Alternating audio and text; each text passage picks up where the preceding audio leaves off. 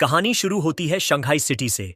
एक शांत कमरे में नीले हरे बालों वाली औरत जैंग वोंगशिन अपने न्यूबॉर्न बेटे को दूध पिला रही थी। वो अपने बच्चे चेंचिन से कहती है कि कितना लकी है वो, बस खाना और सोना।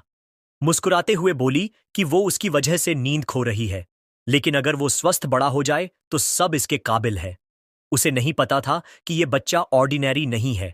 वो एक रीइंकारनेटेड इंसान था, अपने पिछले जीवन की कॉन्शियसनेस लेकर पैदा हुआ। दूध पीते पीते उसने नोट किया कि उसका दिमाग पूरी तरह डेवलप नहीं हुआ है, लेकिन फिर भी वो सब कुछ समझ रहा है। अचानक उसके सामने एक नीला गेम जैसा स्टेटस स्क्रीन आया। उस पर लिखा था name Lin Jichin, age 33 days, biological level ordinary tier 1। तभी उसे एहसास हुआ कि उसके पास एक स्पेशल चीट एबिलिटी है। 3 महीने की उम्र में लिन जिचिन अपने क्रिब में था और उसके माता पिता जांग वानिन और लिन यान उसे देख रहे थे। उसके पिता बोले कि यह बच्चा शारीरिक रूप से कितना गिफ्टेड लग रहा है, शायद बड़ा होकर एक माइटी जीन फ्यूजर बनेगा या कम से कम एक साइबॉग। तभी लिन जीचिन जोर जोर से किक मार रहा था। सिस्टम नोटिफिकेशन आया, kicked 10,000 times, biological attribute unlocked and advanced. अब उसे एक नया स्किल मिला, जिससे उसके शरीर का जो भी हिस्सा वो ट्रेन करेगा वो कार्बन बेस्ड लिमिट तक इन्फिनिटली स्ट्रांग बनता जाएगा। उसे महसूस हुआ कि उसकी ताकत बढ़ रही है। उसने सोचा, आखिर उसके पिता का मतलब क्या है जीन फ्यूजर्स और साइबॉग्स से, और उसने सुपर हीरोज जैसी कल्पना की। 4 महीने की उम्र में लिन जिचिन बैठना और रेंगना सीख गया था।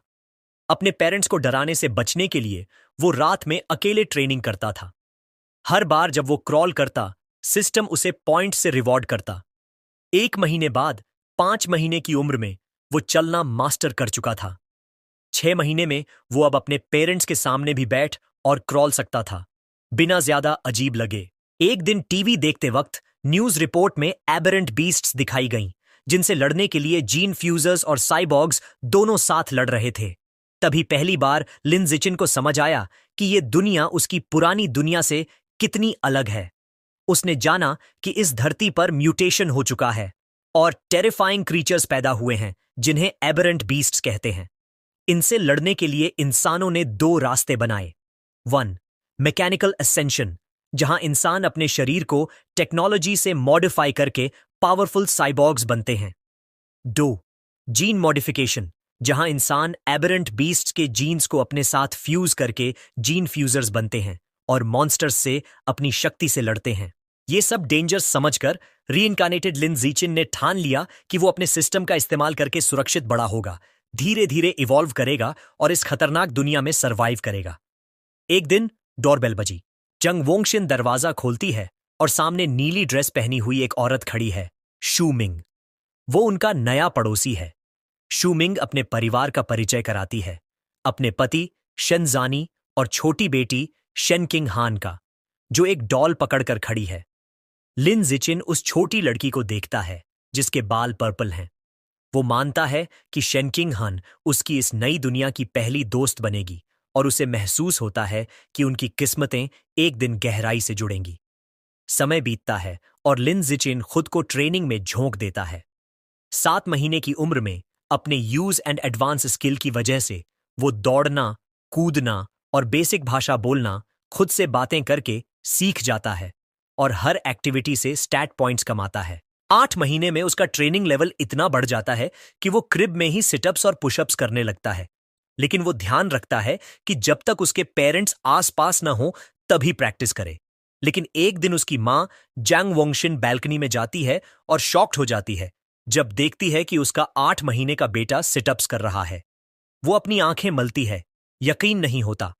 लेकिन चूंकि वो वेब नॉवेल ऑथर है, इसलिए उसे लगता है कि यह स्ट्रेस की वजह से हेलुसिनेशन है। लिन तुरंत सोने का नाटक करता है, राहत की सांस लेता है और सोचता है कि अब उसे और ज्यादा सावधान रहना होगा।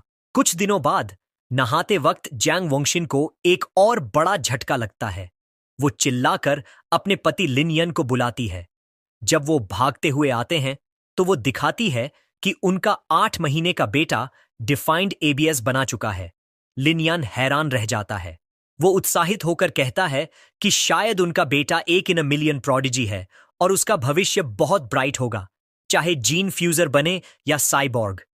ये जीनियस वाली बातें सुनकर लिन जिचिन चैन की सांस लेता है कि उसका सीक्रेट अभी तक सेफ है। उसे लगता है कि वाकई लकी है जिसके पेरेंट्स दोनों वेब नॉवल ऑथर्स हैं। लेकिन वो ये भी सोचता है कि इस म्यूटेटेड अर्थ पर वो अकेला जीनियस नहीं है। वो और उसकी माँ एक न्यूज रिपोर्ट देखते हैं जिसमें दिखाया जाता है कि एक मार्शल आर्ट्स फैमिली का 2 साल का बच्चा एक हाथ से 20 किलोस का डंबल उठा सकता है। जैंग वोंगशिन अपने बेटे को पास खींचकर गर्व से कहती है कि उसका चेंचिन भी उतना ही अमेजिंग है। लिन जिचिन अपनी माँ की इस कॉन्फिडेंस से भावुक हो जाता है और सोचता है कि क्या वो भी 2 साल की उम्र में 20 किलोज उठा पाएगा। जब लिन जिचिन सचमुच 2 साल का होता है, उसकी ट्रेनिंग रंग लाती है। उसने लो प्रोफाइल रखते हुए गुप्त रूप से अपनी ताकत डेवलप की होती है। अब वो आसानी से एक हाथ से 20 किलोज का वेट स्टोरेज रूम में उठा लेता है। लेकिन उसका सेशन बीच में रुक जाता है जब उसकी मां बुलाती है कि हान हान, शेनचिंग हान का निकनेम, खेलने के लिए आ गई है। चौंक कर उसने वेट नीचे रखा और बाहर चला गया। उसने दरवाजा खोला तो सामने शेनिंग हान खड़ी थी, जो अब 2 साल की हो चुकी थी और वह उसे एक टाट दे रही थी। लिन जिचिन अंदर ही अंदर सोचता है कि उनकी अलग मेंटल एज होने की वजह से वो नॉर्मल बच्चों की तरह गेम्स नहीं खेल पाते। जहां हान हान एक टिपिकल टॉडलर है, वहीं वो हर पल ट्रेनिंग में लगाता है। उसने उसके साथ टाइम बिताने का एक यूनिक तरीका खोज लिया था। क्योंकि हान हान हमेशा उसके पास रहना पसंद करती थी, वो उसके लिए perfect custom sized weighted vest बन जाती थी एक्सरसाइजेस के दौरान। लेकिन एक प्रॉब्लम बार बार रिपीट होती थी और उसे फिर याद आ गई जब उसने एक गर्म नमी महसूस की। उसने चिल्लाकर कहा कि हान हान ने फिर से उस पर पेशाब कर दिया है। एक और साल बीत गया। 3 साल की उम्र में लिन जिकिन की स्ट्रेंथ एक्सपोनेंशियली बढ़ चुकी थी और अब वो एक हाथ से 40 किलो का वेट आसानी से उठा सकता था। टीवी देखते समय उसने एक रिपोर्ट देखी जिसमें एक 4 साल का प्रोडिजी 30 किलो का डंबल उठा रहा था।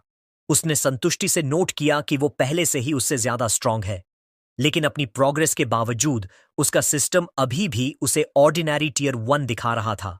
उसने सोचा कि टीयर 2 तक पहुंचने के लिए आखिर उसे और क्या करना होगा। इन्हीं सवालों के साथ उसने पहली बार अपने घर से बाहर कदम रखा। बाहर की दुनिया एक स्टनिंग फ्यूचरिस्टिक सिटीस्केप थी, जहां बीस्टमैन और साइबॉग्स नजर आ रहे थे। उसने अंदाजा लगाया कि यही वो जीन फ्यूजर्स और साइबॉग्स हैं जिनके बारे में उसने सुना है। अपनी मां और पड़ोसियों शू मंग और शेन चिंगान के साथ वो लाइब्रेरी की ओर गया। क्योंकि उसके पेरेंट्स उसे इलेक्ट्रॉनिक डिवाइसेस इस्तेमाल नहीं करने देते थे, उसके लिए books he best source of information थे। लाइब्रेरी पहुंचकर उसकी मां ने उसे बच्चों वाले सेक्शन की तरफ इशारा किया, लेकिन लिन जिचिन सीधे एडवांस्ड इंसाइक्लोपीडियाज की तरफ बढ़ गया और चिंतित शेनिंग हान उसके पीछे पीछे चल दी। दोनों माताएं हैरानी से देख रही थीं। शू मंग ने पूछा कि उसे ये बुक्स क्यों पसंद है, तो जांग वांग ने अंदाजा लगाया कि ये उसकी जीनियस जीन्स की वजह से है। शेनिंग हान ने उसे कुकीज ऑफर की, लेकिन लिन जिचिन अपनी रीडिंग में पूरा डूबा हुआ था। इन बुक्स से उसने सीखा कि सारी लाइफ को 6 बायोलॉजिकल लेवल्स में डिवाइड किया गया है। Ordinary, advanced, rare, epic, legendary और मिथिकल, और हर लेवल को 9 टीयर्स में बांटा गया है। उसने महसूस किया कि उसके पेरेंट्स जैसे नॉर्मल इंसान तो बिल्कुल नीचे हैं। ऑर्डिनरी टीयर 1 यानी हायर लेवल बीइंग्स की तुलना में बिल्कुल चींटी जैसे इनसिग्निफिकेंट। ये नॉलेज लिन जिचिन के अंदर एक आग जला गई। उसे अपनी ट्रेनिंग और तेज करनी थी, लेकिन कवर बनाए रखते हुए। तभी उसके सिस्टम ने उसे एक नया क्वेस्ट दिया। 100 मिलियन कैरेक्टर्स पढ़ो और सेलेस्टियल राउट ऑफ विजडम का रिवॉर्ड पाओ। माइंड और बॉडी दोनों को ट्रेन करने के इस चांस से एक्साइटेड होकर उसने ये क्वेस्ट एक्सेप्ट कर लिया। अगले 1 साल तक लिन जिचिन ने अपना समय शारीरिक ट्रेनिंग और बहुत पढ़ाई में बांट दिया। 4 साल की उम्र में वह और शेन चिंगहान अपने टीचर मिस जांगमे का हाथ पकड़े हुए किंडरगार्टन जाने लगे। उसकी मेहनत रंग लाई। स्कूल शुरू होने के थोड़े समय बाद ही वह ऑर्डिनरी टीयर 2 तक पहुंच गया। उसकी फिजिकल ताकत बेहद जबरदस्त थी। वह एक हाथ से 80 किलो वेट उठा सकता था, 1.2 मीटर ऊंचाई तक कूद सकता था और 100 मीटर की दौड़ सिर्फ 11 सेकंड से कम समय में पूरी कर सकता था। ये आंकड़े किसी अडल्ट के लिए भी बहुत बड़े हैं, एक किंडरगार्टनर की तो बात ही छोड़ो। एक दिन उसने देखा कि कुछ बच्चे शेन चिंग हान को घेर कर खड़े हैं और उसे बेड वेटर कहकर चिढ़ा रहे हैं। अपने दोस्त को रुलाते हुए देखकर उसे समझ आ गया कि अब उसे एक्शन लेना होगा। वह नाटकीय अंदाज में सीधा बुलीज के बीच कूद गया, उन्हें घूरा और डरावनी धमकी दी। अगर किसी ने फिर से हान हान को सताया तो वो हर दिन उनके बेड पर पेशाब कर देगा। उसकी ये बचकानी लेकिन डरावनी धमकी काम कर गई। सारे बुलीज रोने लगे और कसम खाई कि वो कभी किंडरगार्टन वापस नहीं आएंगे। शेन चिंगहान ने अपने प्रोटेक्टर को प्रशंसा भरी नजरों से देखा। इस काम से उसके सिस्टम ने एक नया अचीवमेंट अनलॉक किया, किंडरगार्टन किड किंग का टाइटल और साथ ही एक नई क्वेस्ट सीरीज भी। लिन बेहद खुश था कि अब वह एक साथ कई क्वेस्ट्स पर काम कर सकता है। आधा साल बाद उसने अपना रीडिंग क्वेस्ट पूरा कर लिया। उसने 100 मिलियन कैरेक्टर्स पढ़ लिए थे और उसे इनाम मिला, सेलेस्टियल रूट ऑफ विजडम, जिसने उसे परफेक्ट याददाश्त और पीक ह्यूमन लर्निंग एबिलिटी दी। समय तेजी से बीता और जल्द ही वह और शेन चिंगहान लगभग 7 साल के हो गए, अपने किंडरगार्टन ग्रेजुएशन फोटो के लिए पोज करते हुए। वेकेशन में भी लिन जिचिन ने आराम नहीं किया। अब वह इतना ताकतवर हो गया था कि 200 किलो बारबेल से ट्रेनिंग कर सकता था। छुट्टियों के दौरान उसकी एबिलिटीज नई ऊंचाइयों पर पहुंच गईं। वह 2 मीटर से भी ऊंचा कूद सकता था और 100 मीटर की दौड़ में 8 सेकंड बैरियर तोड़ चुका था, 7.98 सेकंड्स का समय लेकर। उसका दिमाग भी उतना ही तेज हो चुका था, उसकी नई एबिलिटी से बूस्ट होकर। उसने पहले ही एलिमेंट्री स्कूल का ज्यादातर सिलेबस खत्म कर लिया था। उसकी नई जिंदगी सनशाइन एलिमेंट्री स्कूल में शुरू हुई, क्योंकि वह एडवांस्ड सब्जेक्ट्स खुद ही पढ़ रहा था। एकेडमिक कॉम्पिटिशन्स उसके लिए आसान थे। उसने effortlessly national elementary school academic competition में पहला स्थान हासिल कर लिया, सिर्फ अपना टाइटल जल्दी अनलॉक करने के लिए। जब भी उसे फ्री टाइम मिलता, वह शेन चिंगहान को प्राइवेट ट्यूटरिंग देता। वो भले एक्सेप्शनल टैलेंट नहीं थी, लेकिन मेहनती जरूर थी। उसकी मदद से उसकी ग्रेड्स तेजी से इंप्रूव हो गईं। सिर्फ एक सेमेस्टर बाद ही वह क्लास में दूसरे नंबर पर आ गई, जबकि लिन जिचिन पहले स्थान पर था। अपनी क्वेस्ट को स्पीड अप करने के लिए उसने स्कूल स्पोर्ट्स मीट्स में भी हिस्सा लिया और हर रिकॉर्ड तोड़ डाला। उसे लगा था कि उसकी स्कूल लाइफ इसी प्रिडिक्टेबल रूटीन में चलती रहेगी, लेकिन तभी एक नया स्पेशल ट्रांसफर स्टूडेंट आया। टीचर ने नए स्टूडेंट का परिचय कराया, एक लड़की लंबे सिल्वरी ब्लू बालों के साथ, जिसका नाम था बाय। लिन जिचिन ने तुरंत समझ लिया कि वह अलग है। जैसे ही वह दरवाजे पर खड़ी हुई, उसे फेंट अनयूजुअल ऑरा महसूस हुआ, जो किसी नॉर्मल इंसान की नहीं थी। जैसे ही नई ट्रांसफर स्टूडेंट बाईशुअर सीट ढूंढने के लिए अंदर चली, बाकी स्टूडेंट्स जिज्ञासा से उसे देखने लगे।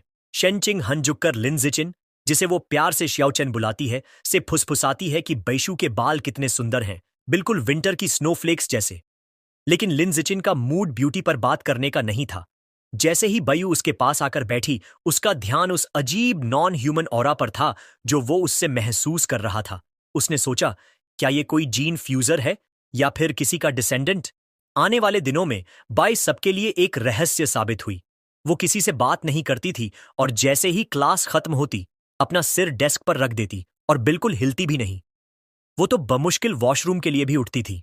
शुरुआत में बच्चे क्यूरियस थे, यहां तक कि उसके सोते हुए फोटोज भी लेते थे।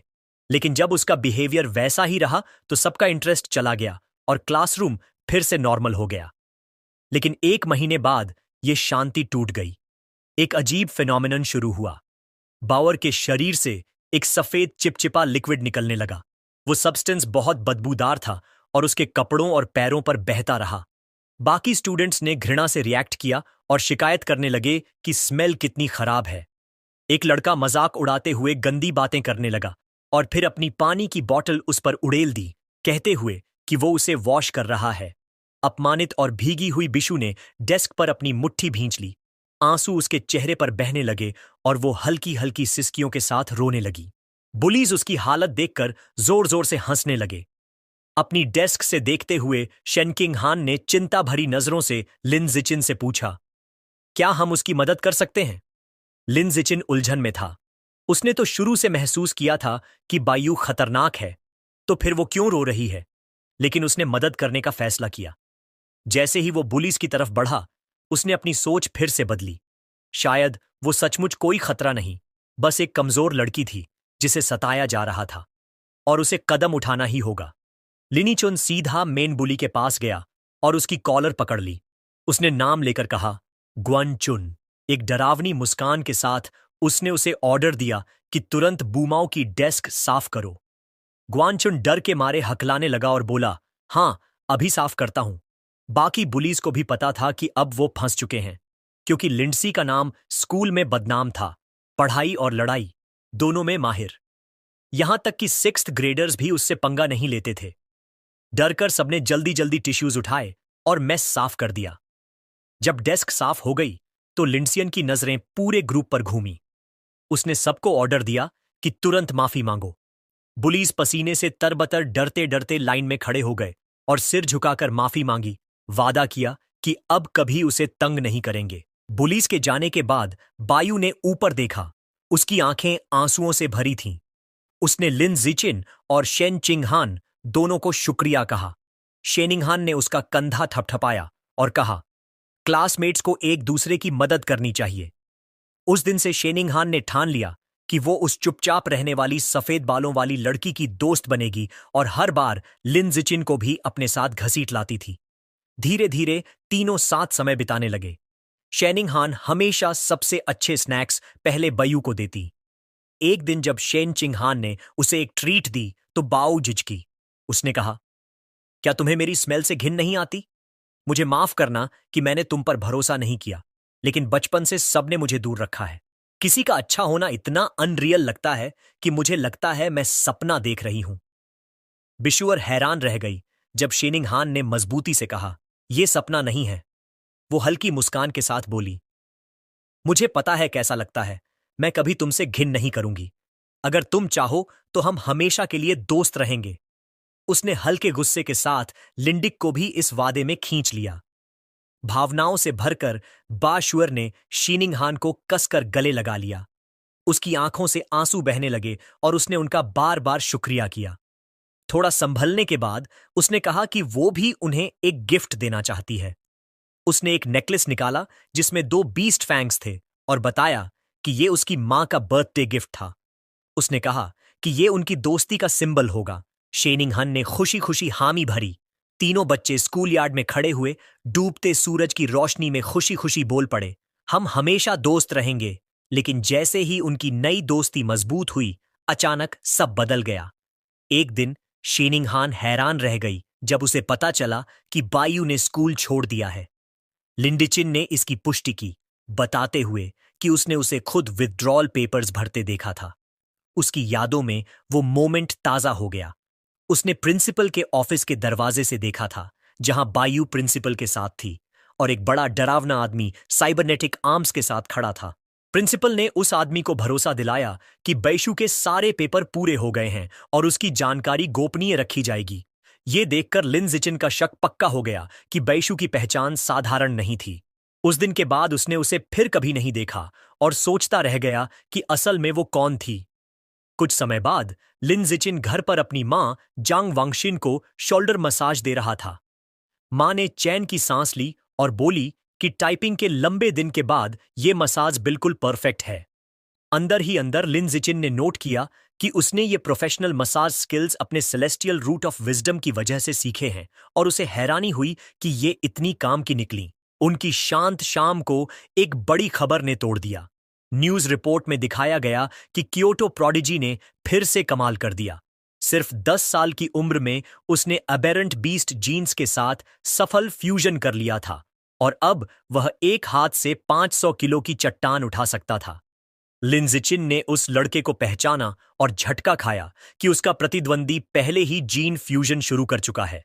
उसके पिता लिन यान ने शिकायत की कि ये क्योटो वाला लड़का हमेशा टीवी पर छाया रहता है। क्या लोग उसे इन्फ्लुएंसर बनाना चाहते हैं? माँ बाप में बहस शुरू हो गई। लिन यान बोला कि वो बच्चा 1000 साल पुराने मार्शल आर्ट्स परिवार से है, उनके पास जरूर एडवांस जीन फ्यूजन टेक्नोलॉजी होगी।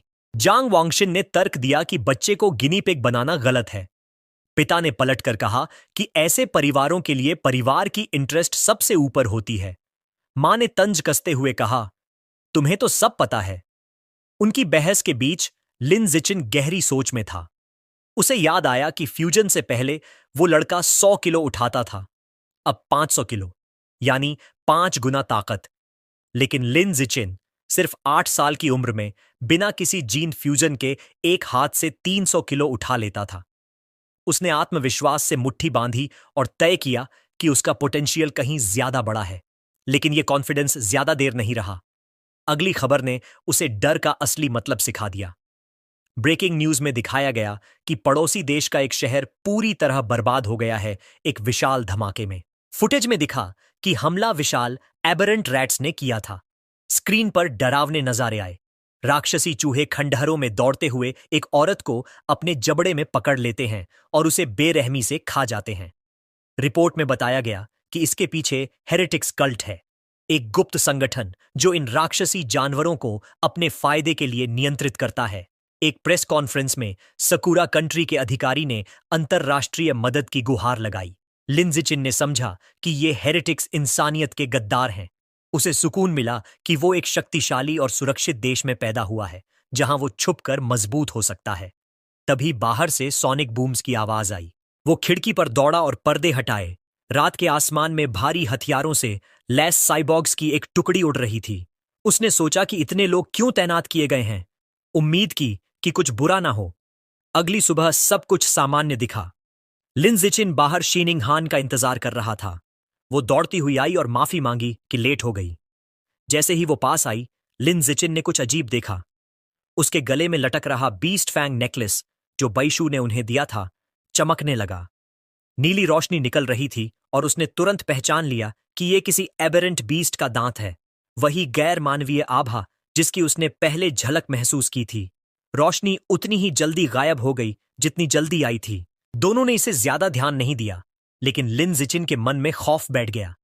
साइबॉग्स की तैनाती और इस फैंग की प्रतिक्रिया, कुछ बड़ा होने वाला है। स्कूल जाते समय एक रहस्यमयी औरत उनके रास्ते में आई। लंबे लाल बाल, काली ड्रेस और एक लैंप पोस्ट से टिक कर खड़ी हुई। वो मुस्कुराते हुए बोली, क्या प्यारे बच्चे हो? क्या तुम भाई बहन हो? शीनिंग हान ने गर्व से जवाब दिया, नहीं, हम बचपन से सबसे अच्छे दोस्त हैं। औरत ने हल्की उदासी से कहा, काश मेरा भी कोई बचपन का दोस्त होता। फिर अचानक उसका चेहरा डरावना हो गया। आंखों में चमक लिए उसने पूछा, लेकिन तुम लोग स्कूल अकेले क्यों जा रहे हो? तुम्हारे माता पिता कहाँ हैं? जैसे ही शीनिंग हान बोलने लगी, लिन जिचिन ने जल्दी से उसका हाथ पकड़ लिया और बीच में काटते हुए कहा, चलो, देर हो रही है। वो उसे खींचकर आगे ले गया। पीछे रह गई वो रहस्यमयी लाल बालों वाली औरत। काफी दूर आने के बाद उसने शीनिंग हान को हल्के से डांटा, उसे याद दिलाते हुए कि अजनबियों से बात नहीं करनी चाहिए। उसने सिर हिलाकर हामी भर दी। स्कूल के बाद लिन जिचिन उसे एक सुनसान गली से ले गया। शीनिंग हान घबराकर बोली कि यह जगह कितनी डरावनी है। लिन जिचिन ने समझाया कि इस इलाके को गिराने का काम तय हो चुका है और सब लोग पहले ही यहां से जा चुके हैं। उनकी चाल अचानक एक जानी पहचानी आवाज से रुक गई। सुबह वाली लाल बालों वाली औरत फिर सामने आ गई, यह कहते हुए कि आखिर तुम लोग स्कूल से बाहर आ ही गए। वह अकेली नहीं थी, उसके साथ एक बड़ा मांसल आदमी था जिसका नाम शांग था। औरत ने शांग से कहा कि बच्चे यहीं हैं। लिन जिचिन घबरा गया। उसने जानबूझकर अलग रास्ता चुना था, लेकिन फिर भी वह उनका पीछा करते हुए आ गई थी। वह औरत मीठी आवाज में उन्हें पास बुलाने लगी, यह कहते हुए कि उसके पास उनके लिए ट्रीट्स हैं। उसका साथी शांग अधीर हो गया। उसने कहा कि बातें बंद करो और सीधे इन्हें बेहोश करो ताकि काम जल्दी निपट जाए। बिना और कुछ बोले शांग उनकी तरफ दौड़ा, हाथ में कपड़ा लिए हुए, चिल्लाता हुआ कि उसे जल्दी है ताकि इन्हें बेचकर पैसे बना सके। जैसे ही वह पास आया, लिन जिचिन ने शीनिंग हान को धक्का देकर किनारे किया और खुद सामने खड़ा हो गया। उसने अपनी मुट्ठी भींची और पूरी ताकत से शांग के चेहरे पर मुक्का मारा। मुक्का सीधे शांग के चेहरे पर लगा और उसका बड़ा शरीर वहीं रुक गया। अगले ही पल वह दर्द भरी चीख के साथ गली के अंदर पीछे जा गिरा। लाल बालों वाली औरत यह देखकर हैरान रह गई। उसे यकीन नहीं हो रहा था कि एक प्राइमरी स्कूल का बच्चा किसी बड़े आदमी को इतनी जोर से उड़ा सकता है। जमीन पर पड़ा शांग खून उगल रहा था। शांग के गिरते ही लिन जिचिन ने औरत पर ध्यान दिया। इससे पहले कि वह कुछ कर पाती, उसने उसके पेट पर एक जबरदस्त मुक्का मारा और फिर एक तेज अपरकट झड़कर उसे बेहोश कर दिया। गिरे हुए अपहरणकर्ताओं को देखकर उसका चेहरा कठोर हो गया। उसने पास की एक ईंट उठाई और सोचा कि सुनसान गली में कोई कैमरा नहीं है, इसलिए इन्हें यहीं खत्म करना होगा। अगर ये जिंदा रहे तो उसकी असली ताकत सबको पता चल जाएगी और उसका छिपकर मजबूत बनने का प्लान बिगड़ जाएगा। लेकिन ठीक उसी समय जमीन बुरी तरह हिलने लगी। एक भयंकर भूकंप ने गली को हिला दिया। अचानक एक विशाल पंजा पास की दीवार तोड़कर बाहर निकला। अगले ही पल धूल और मलबे से एक दैत्याकार विकृत चूहा बाहर आया।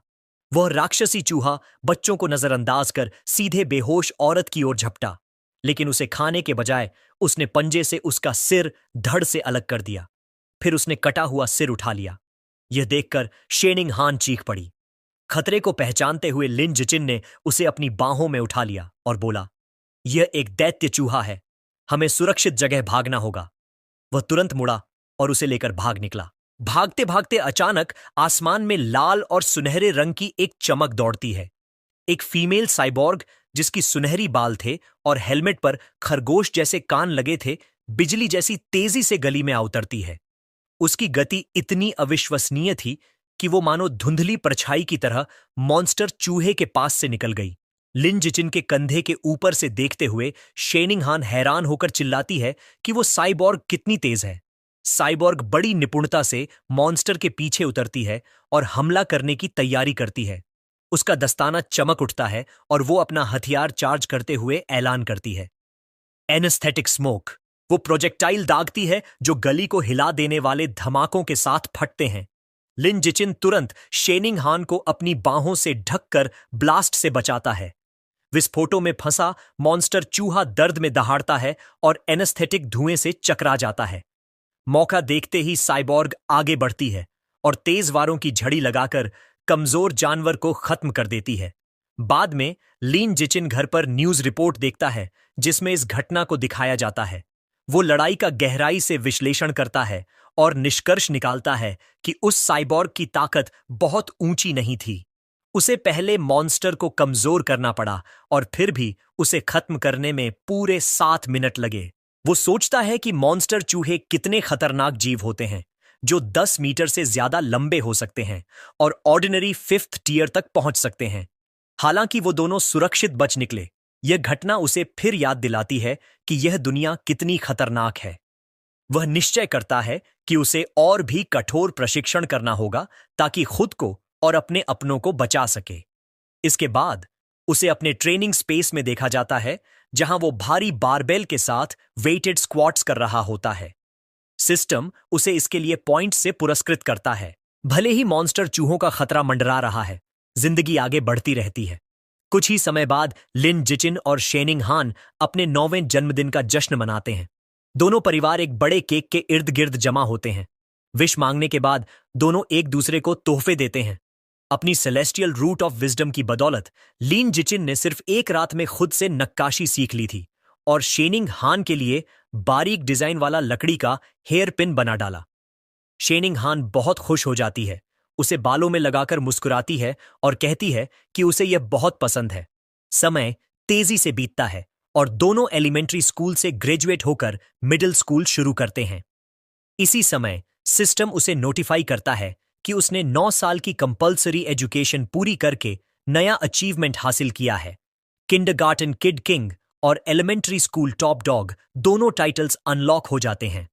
वो उत्साहित हो जाता है कि अगला टाइटल मिडिल स्कूल ओवरलॉर्ड होगा, जिससे उसे survival of the fittest attribute मिलेगा। छुट्टियों के दौरान भी वो हाई इंटेंसिटी ट्रेनिंग करता है। उसके ट्रेनिंग सेशन में शामिल होता है पीठ पर भारी चट्टान रखकर 1000 पुशअप्स, जिससे उसकी स्टैट्स में भारी बढ़ोतरी होती है। उसकी मेहनत रंग लाती है।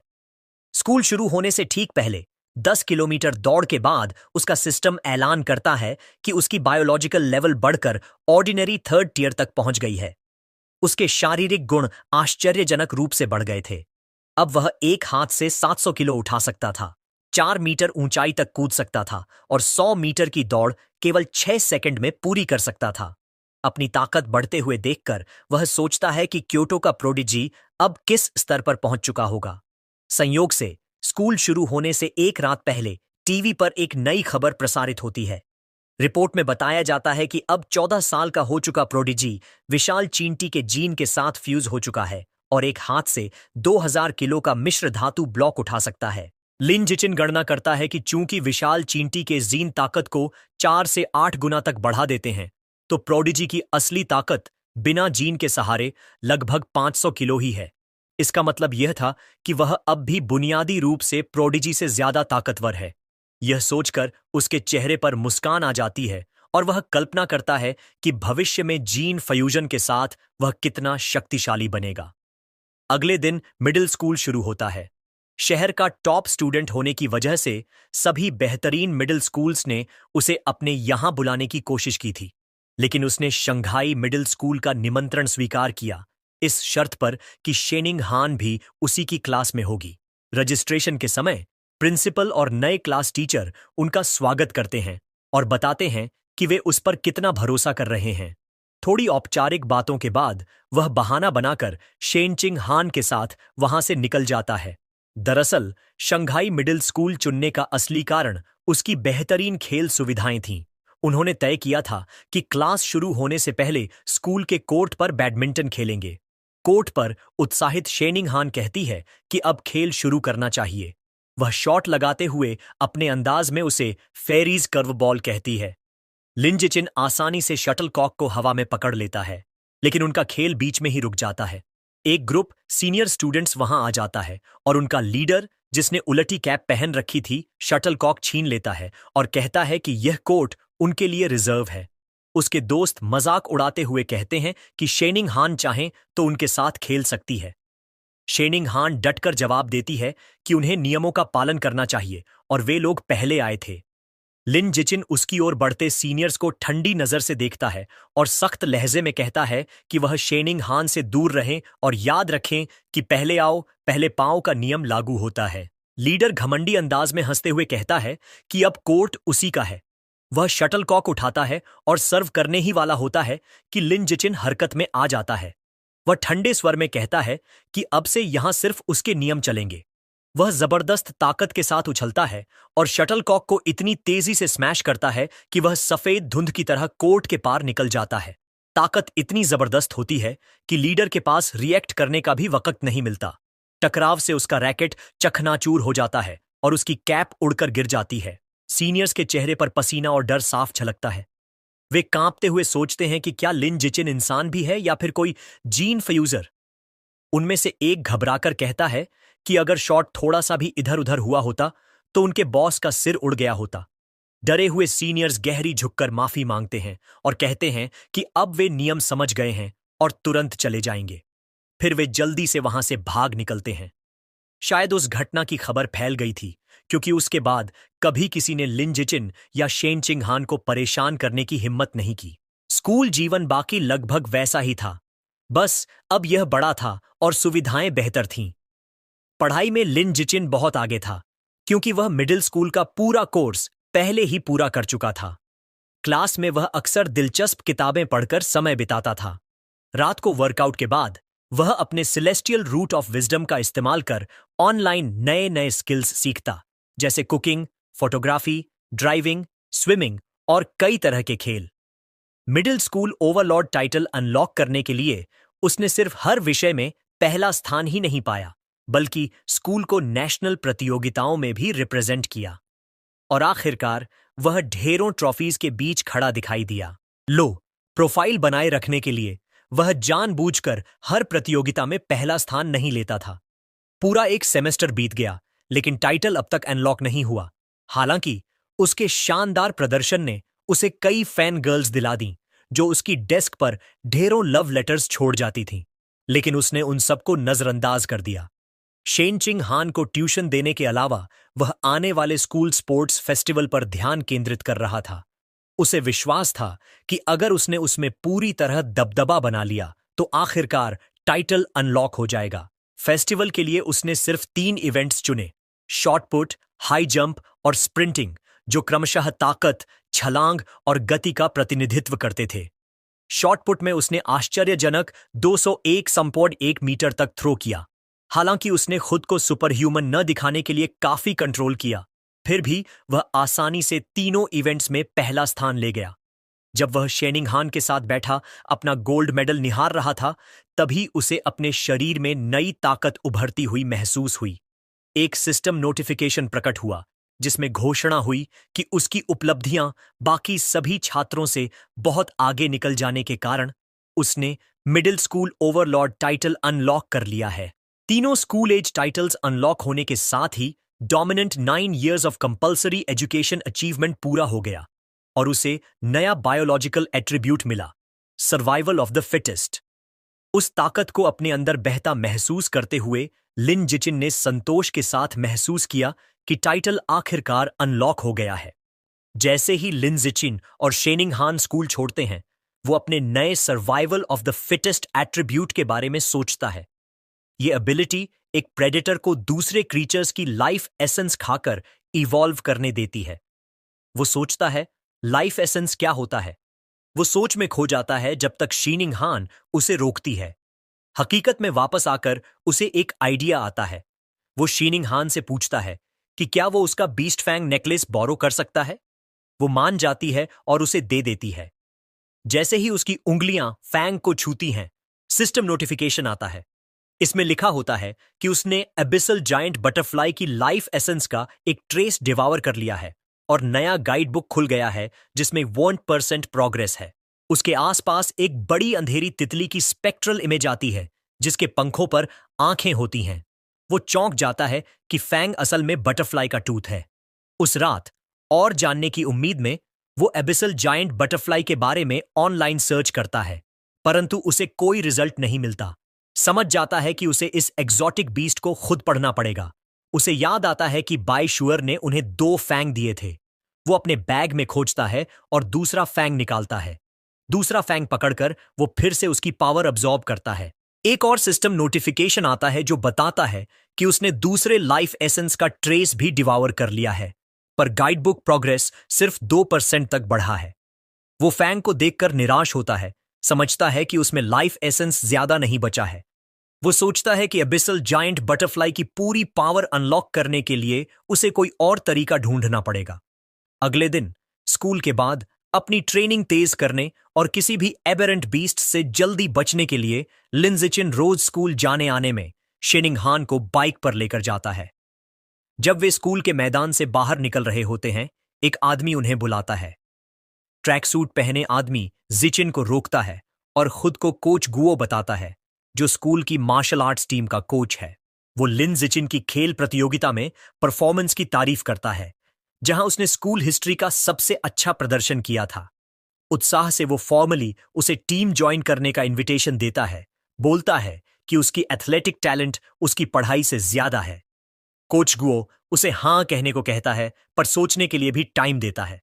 कोच गुओ इतनी जल्दी और जोश से बोलता है कि लिन जिचिन मना नहीं कर पाता। जब वे बाइक पर निकलते हैं, कोच उन्हें विदा कहता है और बताता है कि मार्शल आर्ट्स टीम जिम के रूम सी में है और अगली बार अगर फ्री हो तो आने के लिए कहता है। सूरज ढलते ही लिन जिचिन अपने कमरे में वापस आता है। अपनी नई एबिलिटी टेस्ट करने के लिए तैयार होता है। वो हाथों से हाथ मारकर एक कॉकरोच और मस्कीटो मारता है जो उसे मिला। वो मरे हुए इंसेक्ट्स को देखता है, पर कोई पावर सर्ज महसूस नहीं करता। समझता है छोटे और आम क्रीचर्स मारने से स्किल एक्टिवेट नहीं होती। वो सोचता है कि सिर्फ ताकतवर या एग्जॉटिक बीस्ट्स में लाइफ एसेंस होती है, जिसे डिवावर कर वो इवॉल्व कर सकता है। इस नए आइडिया की जांच के लिए वो एक सुपरमार्केट जाने का फैसला करता है, जहां बीस्ट मीट बेचा जाता है। शेनिंगहान को पीछे बिठाकर वो शहर की तरफ बाइक चलाता है। जल्दी ही वे एक बड़ा मल्टी स्टोरी सुपरमार्केट पहुंचते हैं। अंदर वे गलियारों के माध्यम से चलते हैं और लिन जिचिन नोट करता है कि भले ही बहुत सारा बीस्ट मीट है, लेकिन वो सब प्री पैकेज्ड है। उसे पता है कि बिना मांस को छुए वह अपनी थियरी नहीं टेस्ट कर सकता। जब वह फ्रस्ट्रेटेड होने लगता है, तभी उसे एक बुच्चर की आवाज सुनाई देती है जो ताजा काटा गया बीस्ट मीट बेच रहा है। वो एक काउंटर देखता है जहां लिखा होता है fresh beast meat, pre packaged नहीं, सेफ टू ईट। वहां एक बुच्चर बड़े टुकड़ों में मांस काट रहा होता है। लिन जिचिन शेनिंग हान से कहता है कि वो इंतजार करे और वो मांस को चेक करने वाला है। वह और कुछ नहीं बताता, बस जल्दी से काउंटर की ओर भागता है। वह अपना हाथ फ्रेश कटे बीस्ट मीट पर रखता है। जैसे ही उसका हाथ मांस से टच होता है, एक तेज पर्पल एनर्जी की लहर उसके अंदर बहने लगती है। जैसा कि उसने सोचा था, बीस्ट मीट में लाइफ एसेंस की मजबूत लहर होती है। वह एक्साइटमेंट में मुट्ठी मजबूत कर लेता है और चेहरे पर बड़ी मुस्कान आ जाती है। शेनिंग हान इसे देखकर हैरान होती है, सोचती है कि सिर्फ मांस छूने से वह इतना एक्साइटेड क्यों हो रहा है। वह उसके पास जाकर कंफ्यूज्ड और कंसर्न्ड होकर पूछती है कि मांस कैसा लग रहा है। लिन जिचिन कूल बने रहने की कोशिश करता है और कैजुअली कहता है कि मांस सामान्य से ज्यादा ताजा लगता है और पूछता है क्या वो भी छूना चाहती है। शेनिंग हान हाथों से तेजी से इनकार करती है और कहती है कि उसने काफी छुआ है दोनों के लिए। अपनी थ्योरी कंफर्म करने के बाद लिन जिचिन घर पर ट्राई करने के लिए बीस्ट मीट खरीदने का फैसला करता है, जो शेनिंग हान के लिए सरप्राइजिंग होता है। वो उसकी रिएक्शन को देखकर उबराश नहीं होता, क्योंकि उसे पता है कि बीस्ट मीट बहुत महंगा होता है। सबसे सस्ता ऑप्शन गोस्ट शैडो स्क्विड करीब 1000 येन प्रति जिन का होता है। उसने स्क्विड वाला पैकेज उठाया। शीनिंग हान कीमत को देखकर पैनिक हो गई और कहती है कि यह बहुत महंगा है और उसे पहले अपनी मां से पूछना चाहिए। लिंजेचीन मुस्कुराता है और उसकी सिर पर प्यार से हाथ रखता है। कहता है चिंता मत करो। वह एक झूठ बनाता है कि उसकी मां ने उसे पहले ही दोनों परिवारों के लिए बहुत कुछ खरीदने को कहा है। एक फ्लैशबैक में उसकी मां जंग वंगशिन खुशी खुशी दावत बनाने को तैयार होती है। अंदर से लिन जिचिन स्वीकार करता है कि शेयरिंग उसकी योजना का हिस्सा है, लेकिन उसका ज्यादा इंपॉर्टेंट कारण यह टेस्ट करना है कि क्या वह खाने के दौरान लाइफ एसेंस अब्जॉर्ब कर सकता है, क्योंकि उसे डर है कि सीधे अब्जॉर्प्शन से मांस खराब हो जाएगा। चेकआउट पर वह गोस्ट शैडो स्क्विड के 3 पैकेज 29.94 येन में खरीदता है। महिला कैशियर उसका धन्यवाद करती है। जैसे ही वे बाहर निकलते हैं, लिन जिचिन सोचता है कि मांस कितना महंगा था और सोचता है कि अगली बार कब वे इसे अफोर्ड कर पाएंगे। जब तक वे शॉपिंग खत्म करते हैं, रात के 9 बजे के बाद हो चुका होता है। शहर हाल ही में कैओटिक रहा है, इसलिए वे सेफ्टी के लिए सीधे घर जाने का फैसला करते हैं। घर जाते वक्त लिन जिचिन अपने एक्सपेरिमेंट के बारे में सोचता रहता है। इंतजार नहीं कर पाता तो चुपके से अपने बस्केट में रखे मांस के पैकेज पर हाथ रख देता है। तुरंत उसे वही परिचित पर्पल एनर्जी की तेज लहर महसूस होती है। उसका सिस्टम कंफर्म करता है कि उसने घोस्ट शैडो स्क्विड की लाइफ एसेंस का एक हिस्सा डिवोर कर लिया है। उस क्रिएचर का नया गाइड बुक अनलॉक हो जाता है, लेकिन प्रोग्रेस सिर्फ 0.1% ही बढ़ता है। उसके दिमाग में एक डरावनी मल्टी आइड स्क्विड की छवि आती है। जब वे शांत सड़कों से बाइक चला रहे होते हैं तो वह थोड़ा मानसिक हिसाब करता है। उसे समझ आता है कि थोड़ा सा मांस खाकर सिर्फ उसकी ताकत का छोटा हिस्सा ही अनलॉक हुआ है। वह सोचता है कि उसे गाइड बुक में 100% पहुंचने के लिए 100 जिन तक डिवोर करना पड़ेगा, जिसकी कीमत लगभग 1000 येन होगी। वह स्क्विड की खास काबिलियत के बारे में सोचता है, जो पानी में घुलकर गायब हो जाती है, और तय करता है कि यह ताकतवर स्किल कीमत के लायक है। उसका रास्ता साफ है। उसे बहुत बड़ा पैसा कमाना होगा, क्योंकि इतना पैसा अपने परिवार से नहीं मांग सकता।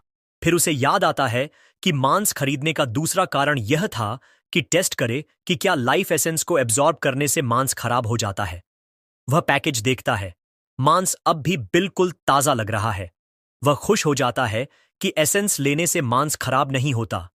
जैसे जैसे वह इसकी शक्ति एब्जॉर्ब करता है, स्क्विड के लिए उसका प्रोग्रेस बार बढ़कर 3% हो जाता है। उसकी एकाग्रता उस वक्त टूटी जब शेनिंग हान ने चेतावनी दी। उसने तेजी से ब्रेक लगाकर बाइक रोकी, बस कुछ इंच दूर एक जोड़े से टकराने से बचते हुए, और माफी मांगी। उसने खुद को डांटा कि क्यों उसने ध्यान नहीं दिया कि वह कहां जा रहा है, और सोचने लगा कि यह लेन इतना भीड़ भाड़ वाला क्यों है। शेनिंग हान आगे इशारा करती है। वे एक टेंशन भरी स्थिति देखते हैं। एक मस्कुलर लाल बालों वाला आदमी एक महिला को चाकू की नोक पर बंधक बनाए हुए है। शेनिंग हान डर के मारे बंधक को अपनी टीचर जिया के रूप में पहचानती है। वह आदमी भीड़ को धमकाता है। पुलिस अधिकारी मेगाफोन से स्थिति शांत करने की कोशिश कर रहे हैं। पुलिस कप्तान एक अधिकारी अबिंग को रोकता है और कहता है कि बेवजह गोलीबारी न करे। कप्तान बताता है कि लक्षित व्यक्ति बंधक के बहुत करीब है और उसे ढाल के रूप में इस्तेमाल कर रहा है, इसलिए साफ निशाना लगाना असंभव है। अधिकारी सोने की गैस की सलाह देता है, पर कप्तान मना कर देता है क्योंकि उसे डर है कि इसका असर होने से पहले संदिग्ध उत्तेजित हो सकता है। पुलिस झिझक रही होती है, तभी लिन जिचिन आगे बढ़ता है। वह फुटपाथ से एक छोटा पत्थर उठाता है और अविश्वसनीय गति और सटीकता से उसे फेंक देता है। पत्थर अधिकारी अबिंग के बंदूक पर लग जाता है, जिससे वह मिसफायर कर जाता है। गलत गोली बंधककर्ता के हाथ में लगती है, जिससे वह चिल्लाता है और अपना चाकू गिरा देता है। इससे टीचर जिया आजाद हो जाती हैं। मौका पाकर पुलिस कप्तान अपनी टीम को आगे बढ़ने का आदेश देता है। अधिकारी तेजी से आगे बढ़ते हैं और हथियारबंद संदिग्ध को पकड़ लेते हैं। एक महिला अधिकारी डर गई, लेकिन सुरक्षित टीचर जिया को सहारा देती है। स्थिति कंट्रोल में आते ही लिन जिचिन चुपके से अपनी बाइक पर चढ़ता है। शेनिंग हान बड़ी आंखों से उसे देखती है और पूछती है कि क्या उसने पत्थर फेंका था। वह जल्दी से उसे चुप रहने को कहता है और बताता है कि बाद में बात करेंगे। फिर वे बाइक चलाते हुए वहां से चले जाते हैं। जैसे ही वे दूर जाने लगते हैं, एक आवाज उन्हें रोकने का आदेश देती है। पुलिस कप्तान चिल्लाता है, पूछता है क्या लिन जिचिन ही था जिसने पत्थर फेंका। पकड़े जाने के डर से लिन जिचिन तुरंत सब कुछ नकार देता है, थोड़ा नर्वस स्माइल देते हुए। महानिदेशक उन्हें जाते हुए देखता है और सोचता है कि कोई अच्छा काम कबूल नहीं करता। ये अजीब बात है। फिर वह जोर से कहता है कि बहादुरी का इनाम भी होता है। इनाम का शब्द सुनते ही लिन जिचिन का ध्यान खींच जाता है। पैसों की जरूरत से वह जोर से ब्रेक लगाता है, रुकता है और कप्तान के पास दौड़ता है। शर्माते हुए वह अपनी नकारात्मक बात वापस लेता है, बता देता है कि उसने पत्थर फेंका था और समझाता है कि पैसा उसके लिए कितना जरूरी है। कप्तान कहता है कि रिपोर्ट देने के लिए पुलिस स्टेशन जरूर आए और वह उसकी मदद करेगा इनाम के लिए। परिवार वालों को सूचित करने के बाद लिन जिचिन और शेनिंग हान पुलिस स्टेशन जाने की तैयारी करते हैं। उन्हें लगता है कि सब कुछ ठीक से होगा, लेकिन जैसे ही पुलिस हथकड़ी में बंद संदिग्ध को ले जाती है, कुछ बेहद गलत होता है। संदिग्ध का चेहरा भयानक तरीके से डरावना हो जाता है। पुलिस भयभीत होकर समझ जाती है कि वह एक हेरेटिक है और वह उनके सामने एक विशाल विचित्र चूहे में बदल रहा है। राक्षस अपने हथकड़ी तोड़ देता है और अधिकारियों पर अपने बड़े पंजे से वार करता है। पुलिस कप्तान रेडियो पर आदेश देता है कि सभी फोर्सेस को फायर खोलना है, लेकिन नागरिकों की सुरक्षा का ध्यान रखते हुए। अधिकारी अपने हथियार निकालते हैं, लेकिन गोलियां असर नहीं दिखाती। तभी एक घबराहट भरा रिपोर्ट आता है, जिसमें बताया जाता है कि हेरेटिक ने राइट किंग जीन्स के साथ फ्यूज कर लिया है और तुरंत बैकअप के लिए कॉल किया जाता है। खतरा समझते हुए लिन जिचिन दोनों को पकड़कर दूर ले जाता है और जल्दी से भागने को कहता है। उसे राहत मिलती है कि राक्षस उनका पीछा नहीं कर रहा, लेकिन वह जानता है कि उन्हें जल्दी भागना होगा। जैसे ही वे भागते हैं, आकाश से एक नया फिगर पर्पल ऑनरा के साथ नीचे गिरता है। वह एक महिला साइबॉर्ग है जो स्लीक फ्यूचरिस्टिक आर्मर पहने होती है। वह विशाल चूहे पर एक जोरदार वार करती है, जिससे वह पीछे हट जाता है। हवा में तैरती हुई वह साइबॉर्ग, जिसके बाल छोटे और डार्क पर्पल हैं, अपने सीने में लेजर कैनन चार्ज करती है। फायर करने के कमांड पर वह एक विशाल तबाह करने वाली पर्पल एनर्जी किरण छोड़ती है, जो म्यूटेंट राइट को पूरी तरह घेर लेती है। क्रीचर दर्द में दहाड़ता है और पूरी तरह से खत्म हो जाता है। केवल जल चुकी झांसी बचती है। लिन जिचिन चौंक जाता है और साइबॉर्ग की जबरदस्त ताकत को देखता है। खतरा खत्म होते ही टीचर ता और शेनिंग हान राहत की सांस लेते हैं। लिन जिचिन ज्यादा अपनी बाइक की चिंता करता है, ध्यान देता है कि ब्लास्ट ने उसे नहीं मारा, वरना बड़ा आर्थिक नुकसान होता। जैसे ही टेंशन खत्म होती है, उसे अचानक एक बात समझ आती है। वह बाइक के बास्केट में देखता है और पाता है कि महंगा गोस्ट शैडो स्क्विड मीट खराब हो चुका है और बदबू आ रही है। अब वह समझता है कि उसकी शुरुआती थ्योरी सही थी। लाइफ एसेंस अब्सॉर्ब करने से मीट खराब हो जाता है, लेकिन इसका असर धीरे धीरे होता है। एक फूला हुआ टेंटिकल उठाते हुए वह सोचता है कि उसे कोई बहाना बनाना पड़ेगा और लड़ाई और मृत हेरेटिक को दोष देता है। ड्रामेटिक अंदाज में वह स्पॉइल्ड टेंटिकल नीचे फेंकता है और जोर से कहता है कि मीट जानवर की लड़ाई और साइबॉर्ग के अटैक की वजह से जला है। टीचर कॉवे उसे सांत्वना देती है, कहती है जो जरूरी है वो ये कि सब सुरक्षित हैं। हालांकि वे कप्तान की गुजारिश पर घर जाने का सोचते हैं, वे सुरक्षा टीम के साथ स्टेशन जाते हैं। वे उम्मीद नहीं कर रहे थे कि वे उसी वैन में जाएंगे जहां हेरेटिक के शरीर के अवशेष रखे थे। लेजर ब्लास्ट के बाद उसके पास सिर्फ आग लगे मांस का ढेर बचा था और उसकी सुगंध जोरदार थी।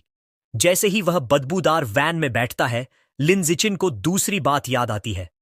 उसे याद आता है कि बाइश्यूअर के बीस्ट फैंग्स के अंदर लाइफ एसेंस तब भी थी जब क्रीचर मर चुका था। अब उसके दिमाग में एक नया संभावना उभरती है। क्या इस शव के अंदर भी लाइफ एसेंस बचा है? और अगर है, तो क्या वह कॉर्प्स के रैट किंग जीन को अपने लिए डिवावर कर सकता है? पता लगाने का सोचकर वह चुपके से अपना हाथ उन अवशेषों की तरफ बढ़ाता है। जैसे ही उसका हाथ छूता है, उसे एक शक्तिशाली लाल एनर्जी का सर्ज महसूस होता है। उसका सिस्टम कंफर्म करता है कि उसने जायंट म्यूटेंट रैट की लाइफ एसेंस का एक अंश डिवावर कर लिया है और उसके गाइड बुक में प्रभावशाली 5% प्रोग्रेस अनलॉक हो गई है। वह हैरान हो जाता है कि उसने इतना ज्यादा अब्सॉर्ब कर लिया और समझ जाता है कि सोर्स की फ्रेशनेस सीधे सीधे इस बात पर असर डालती है कि उसे कितनी लाइफ एसेंस मिल सकती है।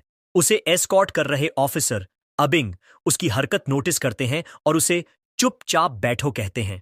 लिन जिचिन जल्दी से कहता है कि उसे तो बस हाथ फैलाना था। बाद में पब्लिक सिक्योरिटी ऑफिस पहुंचकर उसे पता होता है कि जहां अबिंग को बेवकूफ बनाना आसान था, वहीं सिक्योरिटी कैप्टन ज्यादा तेज है। कैप्टन लिन जिचिन को बताता है कि उसने उसकी ब्रेवरी रिवॉर्ड के लिए आवेदन कर दिया है, मगर फिर गंभीर होकर सवाल करता है।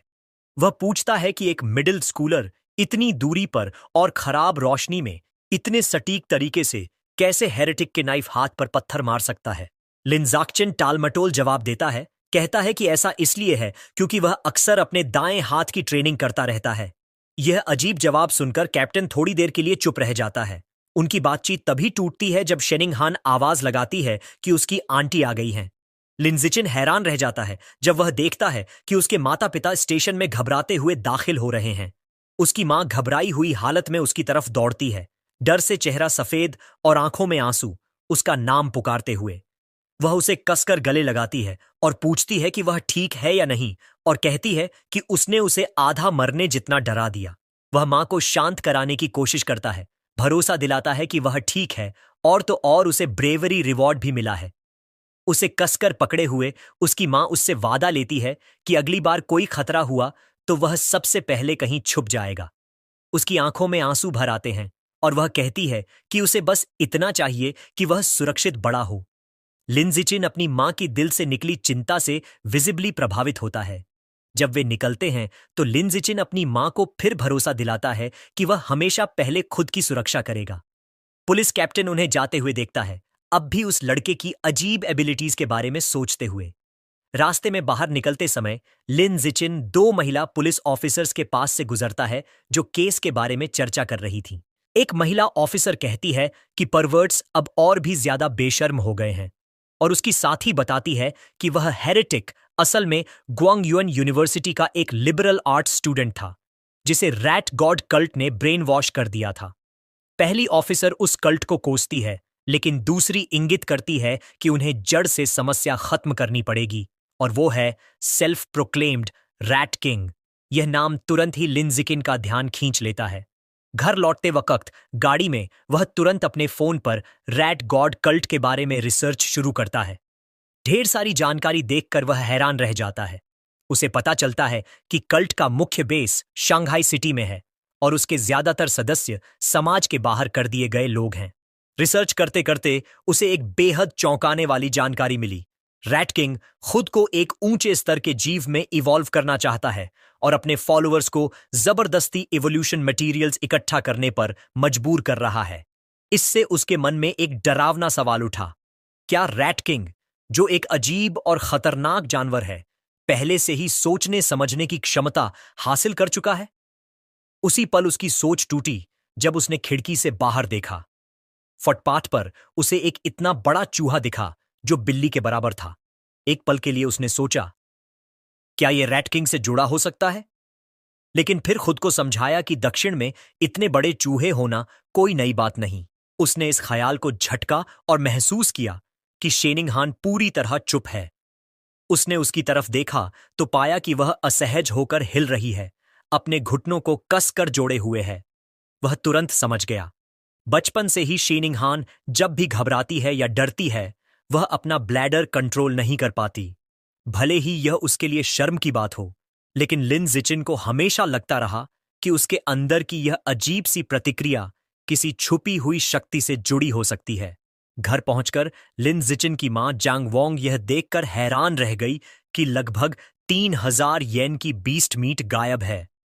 लिन जिचिन ने तुरंत एक बहाना बना लिया और शर्माते हुए बोला कि इमरजेंसी में भागते समय शायद वह कहीं गिर गई। उसकी मां ने तुरंत उसकी सुरक्षा को पहली प्राथमिकता दी और कहा कि मांस की चिंता छोड़ो, बस इतना मायने रखता है कि तुम सुरक्षित हो। लिन जिचिन ने अंदर ही अंदर चैन की सांस ली, लेकिन कहानी यहीं खत्म नहीं हुई। वह इस बात से खुश था कि उसने अपनी मां को मूर्ख बना लिया, मगर उसके पिता लिन यंसन और भी जिद्दी निकले। उन्होंने कहा कि वह उस महंगे मांस को ढूंढने वापस जाएंगे और शेखी बघारते हुए बोले कि भले ही वह एक फेडेड वेज स्लेव हैं, मगर हिम्मत और जज्बे में किसी से कम नहीं। लिन जिचिन ने उन्हें रोकने की कोशिश की और कहा कि लौटना बहुत खतरनाक है और वैसे भी मांस तो अब खराब हो चुका है। लेकिन उसके पिता शक में पड़ गए और पूछा, तुम्हें कैसे पता चला कि मांस खराब हो गया है? घबराकर पसीना पोंछते हुए लिन जिचिन ने जल्दी से जवाब दिया, बस अंदाजा लगाया था। इसी दौरान अब खाली हो चुके पब्लिक सिक्योरिटी ऑफिस में पुलिस कैप्टन अभी भी उस रात की अजीबोगरीब घटनाओं के बारे में सोच रहा था। सिगरेट के कश खींचते हुए वह यही सवाल बार बार दोहराता रहा कि एक साधारण मिडिल स्कूलर इतनी अविश्वसनीय पावर और प्रिसिजन के साथ पत्थर कैसे फेंक सकता है। अचानक उसे कमरे के कोने से अजीब सी आवाज सुनाई दी। उसकी आंखें चौड़ी रह गईं जब उसने देखा फाइलिंग कैबिनेट्स के ऊपर एक विशाल रैट बैठा हुआ है, जो किसी भी साधारण चूहे से कहीं बड़ा था। उससे पहले कि वह कुछ कर पाता, वो जायंट रैट छलांग लगाकर नीचे कूद गया। कप्तान ने तुरंत अपनी पिस्टल निकाली और सीधे फायरिंग शुरू कर दी। जो हुआ वो बेहद तेज, हिंसक और खून से लथपथ मंजर था और एक खूनी धुंध में जाकर खत्म हो गई। अगले दिन क्लास में लिनिच अपनी डेस्क पर बैठे हुए भारी सांस भरता है। पिछली रात को याद करते हुए उसे एहसास होता है कि वह अभी भी काफी कमजोर है, चाहे वो ताकतवर हेरेटिक हो या फिर वो फीमेल साइबॉर्ग। उसे जल्दी पैसे कमाने होंगे ताकि ज्यादा बीस्ट मीट खरीदकर अपनी गाइड बुक का प्रोग्रेस बार भर सके, जैसे कि गोस्ट शैडो स्क्विड। कुछ देर वह सोचता है कि शायद इन्फ्लुएंसर बनना या स्टडी मटेरियल्स बेचना काम आ जाए, लेकिन तुरंत ही इस आइडिया को खारिज कर देता है। उसे लगता है कि यह सब बहुत फ्लैशी है और उसके लो प्रोफाइल के लक्ष्य के खिलाफ है। अचानक उसके दिमाग में एक नई सोच आ जाती है। उसे याद आता है कि इस दुनिया में एकेडमिक्स से ज्यादा मार्शल आर्ट्स और जीन फ्यूजन की अहमियत है। वह तय करता है अब एक्शन लेने का समय आ गया है। बाद में वह जिम की ओर जाता है, जहां मार्शल आर्ट्स टीम बिल्डिंग सी में प्रैक्टिस कर रही होती है। वह कोच गुओ को देखता है, जो थर्मोस से पी रहे थे। लिनिच ने उन्हें ग्रीट किया। चौंके हुए कोच गुओ उससे पूछते हैं कि क्या वह टीम में शामिल होने आया है या बस टीम के बारे में और जानना चाहता है। सीधा जवाब देने के बजाय लिंडसी थोड़ा आगे झुककर धीरे से पूछता है, अगर मैं टीम में ज्वाइन करूं तो क्या मुझे सिटी टूर्नामेंट्स में कंपीट करने का चांस मिलेगा? और क्या प्राइज मनी सच में बड़ी होती है? कोच गुओ मुस्कुराते हुए कंफर्म करता है कि हां, उसे मौका मिलेगा और प्राइज मनी दसियों हजार तक की हो सकती है। उसका सबसे बड़ा कंसर्न दूर हो गया। लिन जिचिन ने कोच से हाथ मिलाया और ऐलान किया, मैं आज से मार्शल आर्ट्स टीम ज्वाइन कर रहा हूं। कोच गुओ ने खुशी से उसका स्वागत किया। कोच ने पूरी टीम को इकट्ठा किया और नए सदस्य का ऐलान किया। उन्होंने लिन शिन को इंट्रोड्यूस किया, सबको याद दिलाते हुए कि वही स्पोर्ट्स मीट का चैंपियन रह चुका है। टीम के बाकी मेंबर जांग काई, हुआंग त्यानिंग, ओरिंग, लियू तोंग और हान यीगुओ एक एक करके अपना परिचय देते हैं। आखिर में लिन जिचिन खुद अपना परिचय देता है। चूंकि लिन जिचिन ने पहले कभी मार्शल आर्ट्स की कोई फॉर्मल ट्रेनिंग नहीं ली थी, कोच गुओ ने उसे बेसिक फिस्ट और लेग टेक्निक्स सिखाना शुरू किया। कोच ने समझाया कि देखने में ये मूव्स आसान लगते हैं, लेकिन असल में इन्हें मास्टर करना मुश्किल है। उसने बताया कि टीम का सबसे तेज सीखने वाला स्टूडेंट ली शुआंग ने भी इन्हें परफेक्ट करने में पूरा 1 हफ्ता लगाया था। फिर कोच ने लिन जिचिन को हौसला दिया कि अब वह खुद ट्राई करे। लिनिचेन ने तुरंत एक रेडी स्टैंस में खड़े होकर तैयारी की। उसकी विजडम एट्रीब्यूट में छुपी सेलेस्टियल रूट की वजह से, जिसमें उसे ऊपर से मिली मार्शल आर्ट्स की गहरी समझ भी है, उसने सिर्फ देखकर कोच की पूरी डिमॉन्स्ट्रेशन को याद कर लिया और अच्छे से समझ भी गया। जैसे ही वह फिस्ट टेक्निक्स की प्रैक्टिस करता है, सिस्टम से नोटिफिकेशन आता है, उसकी वाइटैलिटी, स्ट्रेंथ, डेक्सटेरिटी और प्रोफिशिएंसी में पॉइंट्स मिलते हैं। वह हाथ और मुक्के के सभी मूवमेंट्स ऐसे करता है जैसे बिल्कुल परफेक्ट, न कोई गलती, न कोई देरी। फिर वह बिना किसी रुकावट के लेग टेक्निक्स पर जाता है और पावरफुल, बिल्कुल स्मूथ किक्स दिखाता है। एक और सिस्टम नोटिफिकेशन आता है। इस बार उसके लेग मसल्स, डेक्सटेरिटी और प्रोफिशिएंसी के पॉइंट्स बढ़ते हैं। कोच और पूरी टीम हैरान रह जाती है। सब बिल्कुल चुपचाप उसकी प्रैक्टिस को घूर रहे हैं। कोच की आंखें फटी की फटी रह जाती हैं और वह थर्मोस गिराते गिराते बचता है, मानो उसे अपनी आंखों पर यकीन नहीं। उसके दिमाग में एक ही बात घूम रही है, कोई इतनी कॉम्प्लेक्स फॉर्म्स सिर्फ एक बार देखकर इतनी परफेक्ट कैसे कर सकता है। यह परफॉर्मेंस देखकर कोच के मन में सिर्फ एक ही ख्याल आता है, ये लड़का तो बोर्न मार्शल आर्ट्स प्रोडिजी है, करोड़ों में एक। शाम के समय शंघाई में लिन जिचिन की मां जैंग वोंगशिन उसे खाने के लिए आवाज लगाती है। वह एक्साइटेड होकर चम्मच हाथ में लेकर भागता है और पूछता है, आज मम्मी क्या बनाया? मां गर्व से वो बड़ी थाली दिखाती है जिसमें गोस्ट शैडो स्क्विड है, वही जिसकी उसे चाह थी। खाना इतना खुशबूदार लगता है कि वह मां से बोल पड़ता है, मां, इसकी खुशबू तो कमाल की है। मां कहती हैं, गर्मा गर्म है, जल्दी खा लो। वह एक निवाला लेता है और प्यार से बोला, मां, आपका खाना दुनिया में सबसे बेस्ट है। मां खुश होकर बोलती हैं, अच्छे से खाओ, मैंने तुम्हारे लिए पूरे 3 जिन खरीदे हैं। जैसे ही वह खाना खाता है, सिस्टम में नोटिफिकेशन आता है, गोस्ट शैडो स्क्विड को खाने से उसने उसकी लाइफ एसेंस का एक अंश अब्सॉर्ब कर लिया और उसकी गाइड बुक की प्रोग्रेस 3.01% तक पहुंच गई है। उसे फ्रस्ट्रेशन के साथ एहसास होता है कि मीट खाकर भी वो कमाल का फायदा मिलता है। अगर उसे पहले पता होता तो वह पहली बैच को टच करके खराब नहीं करता। खाना खाते खाते उनकी नजर एक न्यूज रिपोर्ट पर पड़ती है। रिपोर्ट में 14 साल की जीनियस लड़की का जिक्र है जो हिस्ट्री की सबसे यंगेस्ट साइबॉग है। एनर्जी कोर के साथ फ्यूज होने के बाद उसकी एनर्जी सिस्टम ने उसे सुपर ह्यूमन एबिलिटीज दी है। एक हाथ से 5000 किलो का एसयूवी उठा लेना, 100 मीटर की दौड़ 3 सेकंड में पूरी करना और 8 मीटर ऊंचा कूदना उसकी ताकत का उदाहरण है। यह देखकर लिनिचन सोचता है कि उसकी दुनिया के डिबेट में कौन सा रास्ता ज्यादा ताकतवर है, क्योटो प्रोडिजी की जीन फ्यूजन या इस लड़की की साइबरनेटिक्स। उसके ख्याल वहीं टूट जाते हैं जब एक और ब्रेकिंग न्यूज आती है। खबर आती है कि सिक्योरिटी कैप्टन एच चुन शान, जो उन्होंने मिल चुके थे, अपने ऑफिस में मारा गया है। सर्वेलेंस फुटेज में दिखाया जाता है कि उसे एक जायंट म्यूटेंट रैट ने हमला करके खा लिया। मेडिक्स उसे एम्बुलेंस में पहुंचाते हुए दिखाई देते हैं। लिन सूचेन डर के मारे सन्न रह जाता है। उसे याद आता है वह बड़ा चूहा जो उसने पिछली रात देखा था और सोचता है कि क्या उसका उससे कोई संबंध है। वह कल्पना करता है कि एक विशाल चूहा शहर में तबाही मचा रहा है। कैप्टन की मौत एक काला सच है कि खतरा दिन ब दिन बढ़ रहा है। गंभीर होकर लिनीचान तय करता है कि अब उसे तुरंत अपनी ट्रेनिंग को तेज करना होगा। पुलिस कैप्टन की मौत के बाद लिंसियन ने खुद को एक कड़ी ट्रेनिंग रेजिमेंट में लगा दिया। कड़ी प्रैक्टिस के बाद वह अब 100 मीटर 4.61 सेकंड में दौड़ सकता है। उसकी फिजिकल पावर में जबरदस्त बढ़ोतरी हुई है। उसकी वर्टिकल जंप 5.3 मीटर तक पहुंच गई है और वह एक हाथ से 1200 किलो तक उठा सकता है। अपने पर्सनल ट्रेनिंग के अलावा वह स्कूल की मार्शल आर्ट्स टीम के साथ भी प्रैक्टिस करता रहता है ताकि आने वाले टूर्नामेंट के लिए जल्दी से ताकत बढ़ा सके। अगले दिन सुबह स्कूल में वह जिम जाता है और उसकी क्यूरियस साथी शीनिंग हान भी उसके साथ जाती है। रास्ते में एक गुलाबी बालों वाली लड़की लिन जिचिन को देखकर वार्मली ग्रीट करती है और उसे एक बोतल फ्रेश दूध देती है। वह शालीनता से मना कर देता है, उससे धन्यवाद कहता है और शेनचिंग हान के साथ आगे बढ़ जाता है। लड़की थोड़ी निराश होती है।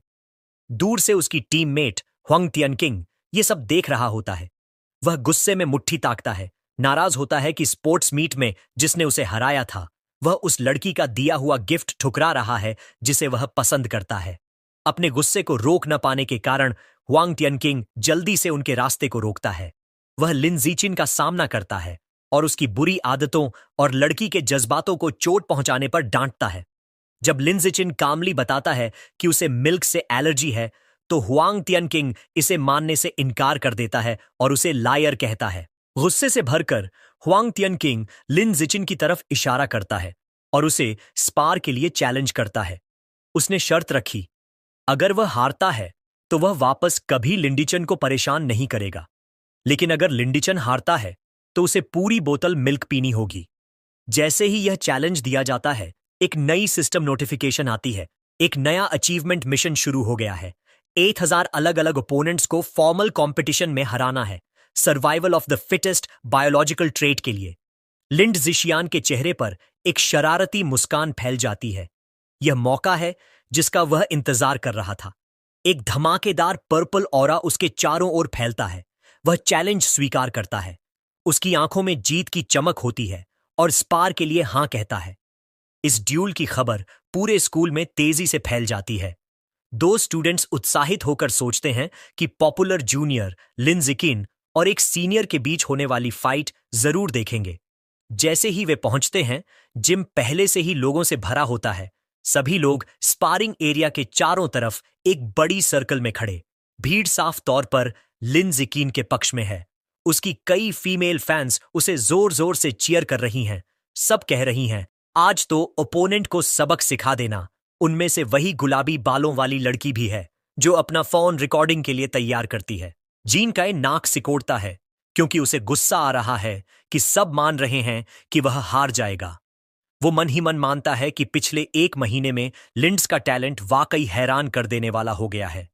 जीन काई इस लड़ाई को खुद को साबित करने और राइजिंग जीनियस को उसकी जगह दिखाने का आखिरी मौका मानता है।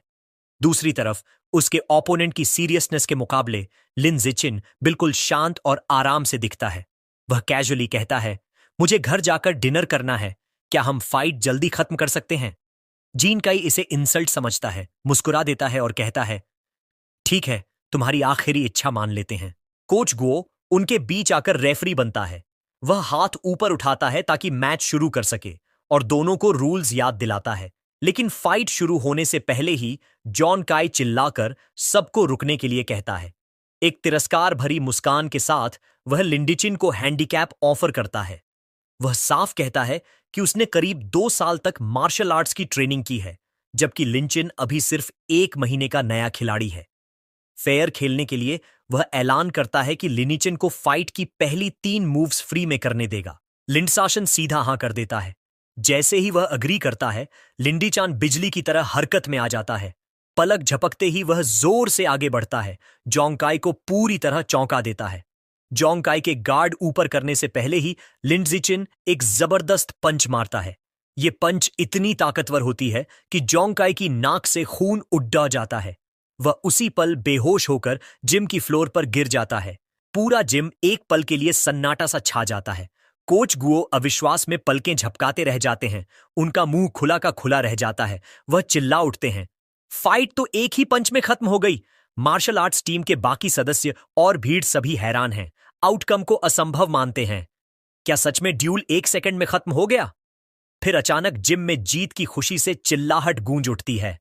शेनकिंग हान ने मुट्ठी हवा में लहराकर काफी जोश से लिन जिचिन की जीत पर चीयर किया। बाकी लड़कियां, जिनमें वह गुलाबी बालों वाली भी थीं, जोर जोर से चिल्लाने लगीं कि वो कितना जबरदस्त था। अपने हारे हुए ओपोनेंट के ऊपर खड़े होकर लिन जिचिन को सिस्टम से नोटिफिकेशन मिलता है।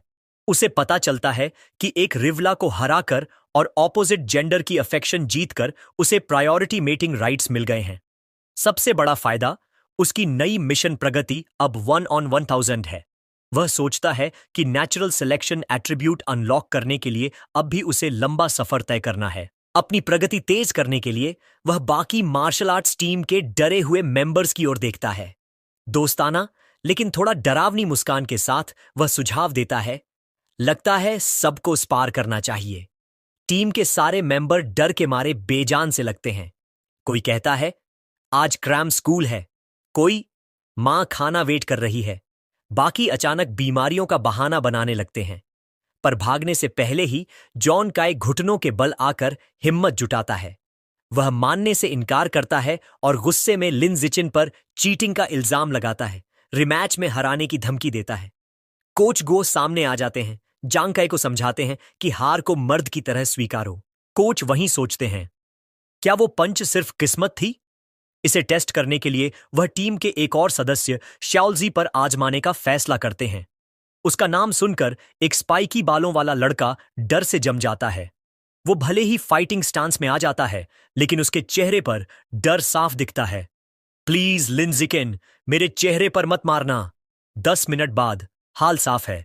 कई मार्शल आर्ट्स टीम के मेंबर जिम फ्लोर पर बेहोश पड़े हैं। लिन जिकिन सबके ऊपर खड़ा होता है, सोचता है कि उसने जानबूझकर ज्यादा तेज हमला नहीं किया, बस हल्की फुल्की मारपीट की। लेकिन जब वह अपने सिस्टम को दोबारा चेक करता है तो उसे निराशा होती है। शुरुआती जीत को छोड़कर बाकी कोई भी स्पार उसकी अचीवमेंट में नहीं जुड़ा। राइवल काउंट अभी भी 1000 पर ही अटका है। उसे समझ आता है कि फ्रेंडली स्पारिंग से काम नहीं चलेगा। उसे असली प्रतियोगिता में राइवल्स को हराना पड़ेगा। इसी बीच कोई उसके कंधे पर हाथ रखता है। कोच गुओ मुस्कुराते हुए एक्साइटेडली ऐलान करते हैं, लिन जिचिन असली जीनियस है। कोच कहते हैं, सिर्फ 1 महीने में यह न्यूकमर टीम का टॉप खिलाड़ी बन गया है। नई कॉन्फिडेंस के साथ कोच ऐलान करते हैं, लिन जिकिन के साथ हमारी स्कूल इस बार के रीजनल मार्शल आर्ट्स टूर्नामेंट में बाकी सबको हरा देगी। कोच की खुशी के बीच लिनसिचिन के दिमाग में एकदम क्लैरिटी आती है। वह सोचता है, कोच सही है। आने वाला टूर्नामेंट परफेक्ट मौका है, एक साथ कई ऑफिशियल ओपोनेंट से लड़ने का। अब वह ठान लेता है कि बस जैसे ही वह उन्हें ऑफिशियल कंपटीशन में हराएगा, हर जीत उसकी प्रोग्रेस में शामिल हो जाएगी। तभी हारे हुए जैंग काई की आवाज आती है। होश में आकर जैंग काई उठता है, लिन जिचिन की तरफ इशारा करता है और बहुत ही अजीब और ओवर ड्रामेटिक तरीके से अपनी हार स्वीकार करता है। उसकी अजीब बातें सुनकर शेनिंग हान, कोच गुओ और खुद लिन जिचिन सब दंग और परेशान रह जाते हैं। ड्यूल खत्म होते ही बाकी दर्शक और कोच जल्दी जल्दी भाग जाते हैं और जोंग काय अकेला खड़ा रह जाता है, शिकायत करता हुआ कि उन्होंने उसकी स्पीच पूरी नहीं सुनी। इस दुनिया में हर हाई स्कूलर को मार्शल आर्ट्स या एकेडमिक्स में से एक चुनना पड़ता है। दुनिया के खतरों को देखते हुए मार्शल आर्ट्स क्लास को ज्यादा अच्छा माना जाता है। पीछे न पड़ जाए, इसके लिए शीनिंग हान भी मार्शल आर्ट्स क्लास ज्वाइन करने का फैसला करती है और लिन जिचिन के साथ कड़ा ट्रेनिंग शुरू कर देती है। उनकी डेली प्रैक्टिस काफी इंटेंस हो जाती है। 30,000 मीटर की दौड़, उसके बाद 1 घंटे की hand to hand combat practice, फिर ताकत बनाने के लिए सिटअप्स और पुशअप्स। हर सेशन के आखिर में लिन जिचिन शेनशिंगहन को मसल टेंशन दूर करने के लिए मसाज देता है। बेशक लिंडकिन अपनी खुद की ट्रेनिंग में भी कोई कमी नहीं छोड़ता। वह खुद को हर दिन लिमिट तक पुश करता है। उसका मकसद टूर्नामेंट जीतना और जल्दी से नेचुरल सिलेक्शन एट्रीब्यूट को अनलॉक करना है। 1 महीने बाद उनकी सारी मेहनत की असली परीक्षा आने वाली है। रीजनल मार्शल आर्ट्स टूर्नामेंट का दिन आ गया है और डिटर्मिन्ड लिन जिचिन मुकाबले के लिए बिल्कुल तैयार है। टूर्नामेंट एक बहुत बड़े सिटी जिम्नेजियम में हो रहा था, जहां एक विशाल भीड़ बीच के फाइटिंग रिंग के चारों ओर जमा थी। वेटिंग एरिया में माहौल तनावपूर्ण था। कोच गुओ घबराहट में रोस्टर देख रहा था और शिकायत कर रहा था कि उनकी स्कूल शांघाई हाई का मुकाबला सबसे ताकतवर टीम शांघाई नंबर 1 हाई से पड़ गया है।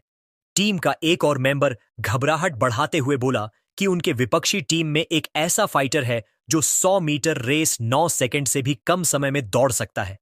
यह सुनकर सबको लगा कि वो कमजोर पड़ जाएंगे। टीम की हिम्मत टूटती देख लिंडसियन ने शांति से हाथ उठाया और कहा कि वो सबसे पहले लड़ेगा। कोच गुओ अभी भी चिंतित था, लेकिन फिर भी मान गया कि उसका सबसे भरोसेमंद खिलाड़ी मैदान में उतरे। जैसे ही लिंडचिन अरीना में पहुंचा, शेनिंग हान किनारे से उसका उत्साह बढ़ाने लगी और कोच गुओ मेगाफोन से हौसला देता रहा। लिंडसियन खुद को लड़ाई के लिए तैयार करने लगा। उसका विरोधी शंघाई नंबर 1 हाई का एक बेहद विशाल और ताकतवर छात्र आगे आया। उसने लिन जिचिन की तारीफ की कि पहले ही साल में उसने टूर्नामेंट तक का सफर किया, लेकिन तुरंत ही उसका लहजा मजाक उड़ाने वाला हो गया। उसने हंसकर कहा कि यह मंच किसी छोटे कद वाले के लिए नहीं है जो अभी तक 1.7 मीटर भी नहीं पहुंचा। अपनी मांसपेशी दिखाते हुए उसने वादा किया कि लिंडसियन को असली फर्क दिखाएगा कद और ताकत का। रेफरी ने इशारा किया और मुकाबला शुरू हुआ। बड़ा विरोधी तेजी से आगे बढ़ा और एक जबरदस्त मुक्का मारा, लेकिन सबके हैरान होने पर लिन जिचिन पीछे नहीं हटा। उसने आसानी से उस वार को किनारे किया और झटके में सीधा एक मुक्का विरोधी की छाती पर दे मारा। टक्कर विनाशकारी थी। जोर इतना था कि वह विशाल छात्र पूरे अखाड़े में उड़ता हुआ दूर जा गिरा और बेहोश हो गया। घोषक कुछ पल स्तब्ध रह गया, फिर हकलाते हुए लिन जिकिन की जीत का ऐलान किया। किनारे पर शेनिंग हान खुशी से उछल पड़ी और बोली कि उसका शियाओ चेन कमाल का है। बाकी शंघाई हाई टीम भी जश्न मनाने लगी। कोच को घेरकर चिल्लाई कि लिन जिचिन सच में अद्भुत है और विरोधी की ताकत को मरी हुई मांसपेशियां कहकर मजाक बना दिया। इसी बीच दूसरी तरफ शांघाई नंबर 1 हाई का कोच गुस्से से भर उठा। उसने अपने हारे हुए छात्र को डांटते हुए कहा कि वह बिना सोचे समझे सीधा हमला कर बैठा और अपना फुटवर्क इस्तेमाल ही नहीं किया। रिंग में वापस लिन जिचिन को सिस्टम नोटिफिकेशन मिला जिसमें कंफर्म हुआ कि उसने एक और टूर्नामेंट राइवल को हरा दिया है। उसकी रैंकिंग बढ़ गई और उसका एलिमिनेशन काउंट 100 तक पहुंच गया। उसने मुट्ठी भींची, संतुष्ट होकर सोचा कि यही मैच उसे आगे बढ़ने के लिए चाहिए। विपक्षी कोच इसे रोकने के इरादे से अपने अगले फाइटर को बुलाता है, एक लड़का जिसका नाम चेन फोंग था, और उसे सख्त आदेश देता है कि वह पहले साल के छात्र को जितनी जल्दी हो सके कुचल दे। चेन फोंग शांति से मान जाता है। वह स्टेज पर चढ़ता है और रेडी स्टैंस लेता है, पिछले फाइटर से कहीं ज्यादा कंपोज्ड दिखाई देता हुआ। अनाउंसर इशारा करता है कि दूसरा ड्यूअल शुरू हो। चेन फोंग तुरंत अपनी बेहतरीन टेक्निक दिखाता है, अविश्वसनीय स्पीड से मूव करता हुआ और लगातार हमले करता हुआ। लिंडजी चेन शांति से इस असॉल्ट का सामना करता है और एक शक्तिशाली किक को सिर्फ एक हाथ से ब्लॉक कर देता है, लेकिन उसके ब्लॉक की ताकत इतनी ज्यादा होती है कि चेन फोंग हवा में बेकाबू घूमता हुआ सीधा अरीना फ्लोर पर गिर पड़ता है और बेहोश हो जाता है। मेडिक्स तुरंत स्ट्रेचर लेकर आते हैं और चेन फोंग को ले जाते हैं, कहते हुए कि उसे सिर का स्कैन चाहिए। भीड़ हैरान रह जाती है। लोग आपस में बड़बड़ाने लगते हैं, सोचते हुए कि अभी क्या हुआ, और अंदाजा लगाते हैं कि शायद शंघाई हाई का ये छात्र बेहद लकी है। कुछ गुस्साए दर्शक चिल्लाते हैं कि टूर्नामेंट रिग्ड है और रिफंड की मांग करते हैं, लेकिन शांघाई नंबर 1 हाई का कोच सच्चाई समझ चुका था। सिर पकड़कर निराशा में बैठा उसे धीरे धीरे एहसास होने लगा कि ये लक नहीं है। शांघाई हाई का ये फर्स्ट ईयर सच में कमाल का खिलाड़ी है। वापस वेटिंग एरिया में कोच ने नई स्ट्रेटेजी बनाई। उसने अपने अगले फाइटर को बुलाया, नुकीले बालों वाला लड़का जिसका नाम गा फे था, और उसे सख्त आदेश दिए कि वह पूरी तरह डिफेंस पर ध्यान दे और चेतावनी दी कि अब हारने की गुंजाइश नहीं है। लेकिन गा फे आत्मविश्वास से भरा हुआ था। उसने काल्मली अपने कोच से कहा कि चिंता मत करो, वह जरूर जीतेगा। जैसे ही वह रिंग की ओर बढ़ा, गा फे मन ही मन लीन की जीतों को नजरअंदाज कर रहा था। उसका मानना था कि उसका प्रतिद्वंद्वी असली ताकतवर नहीं है और अब तक सिर्फ चालों से जीता है। अपनी बेहतरीन स्पीड 100 मीटर डैश 9 सेकंड से कम में और ज्यादा एक्सपीरियंस के भरोसे उसे पूरा यकीन था कि वह हार ही नहीं सकता। भीड़ में घमाघमी हलचल थी। दर्शक गा फे की रेप्यूटेशन पर चर्चा कर रहे थे और उसकी स्पीड देखकर हैरान थे। भीड़ में कोई कहता है कि उसके पिता एक जीन फ्यूजन यूजर हैं और इसी वजह से उसकी एबिलिटीज इतनी एनहांस्ड हैं।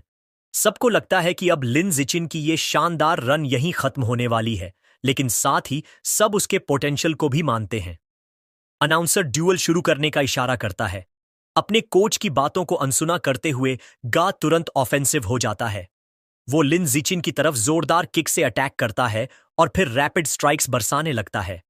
यहीं वो अपनी स्पेशल टेक्निक निकालता है, flowing water shattering rock fist.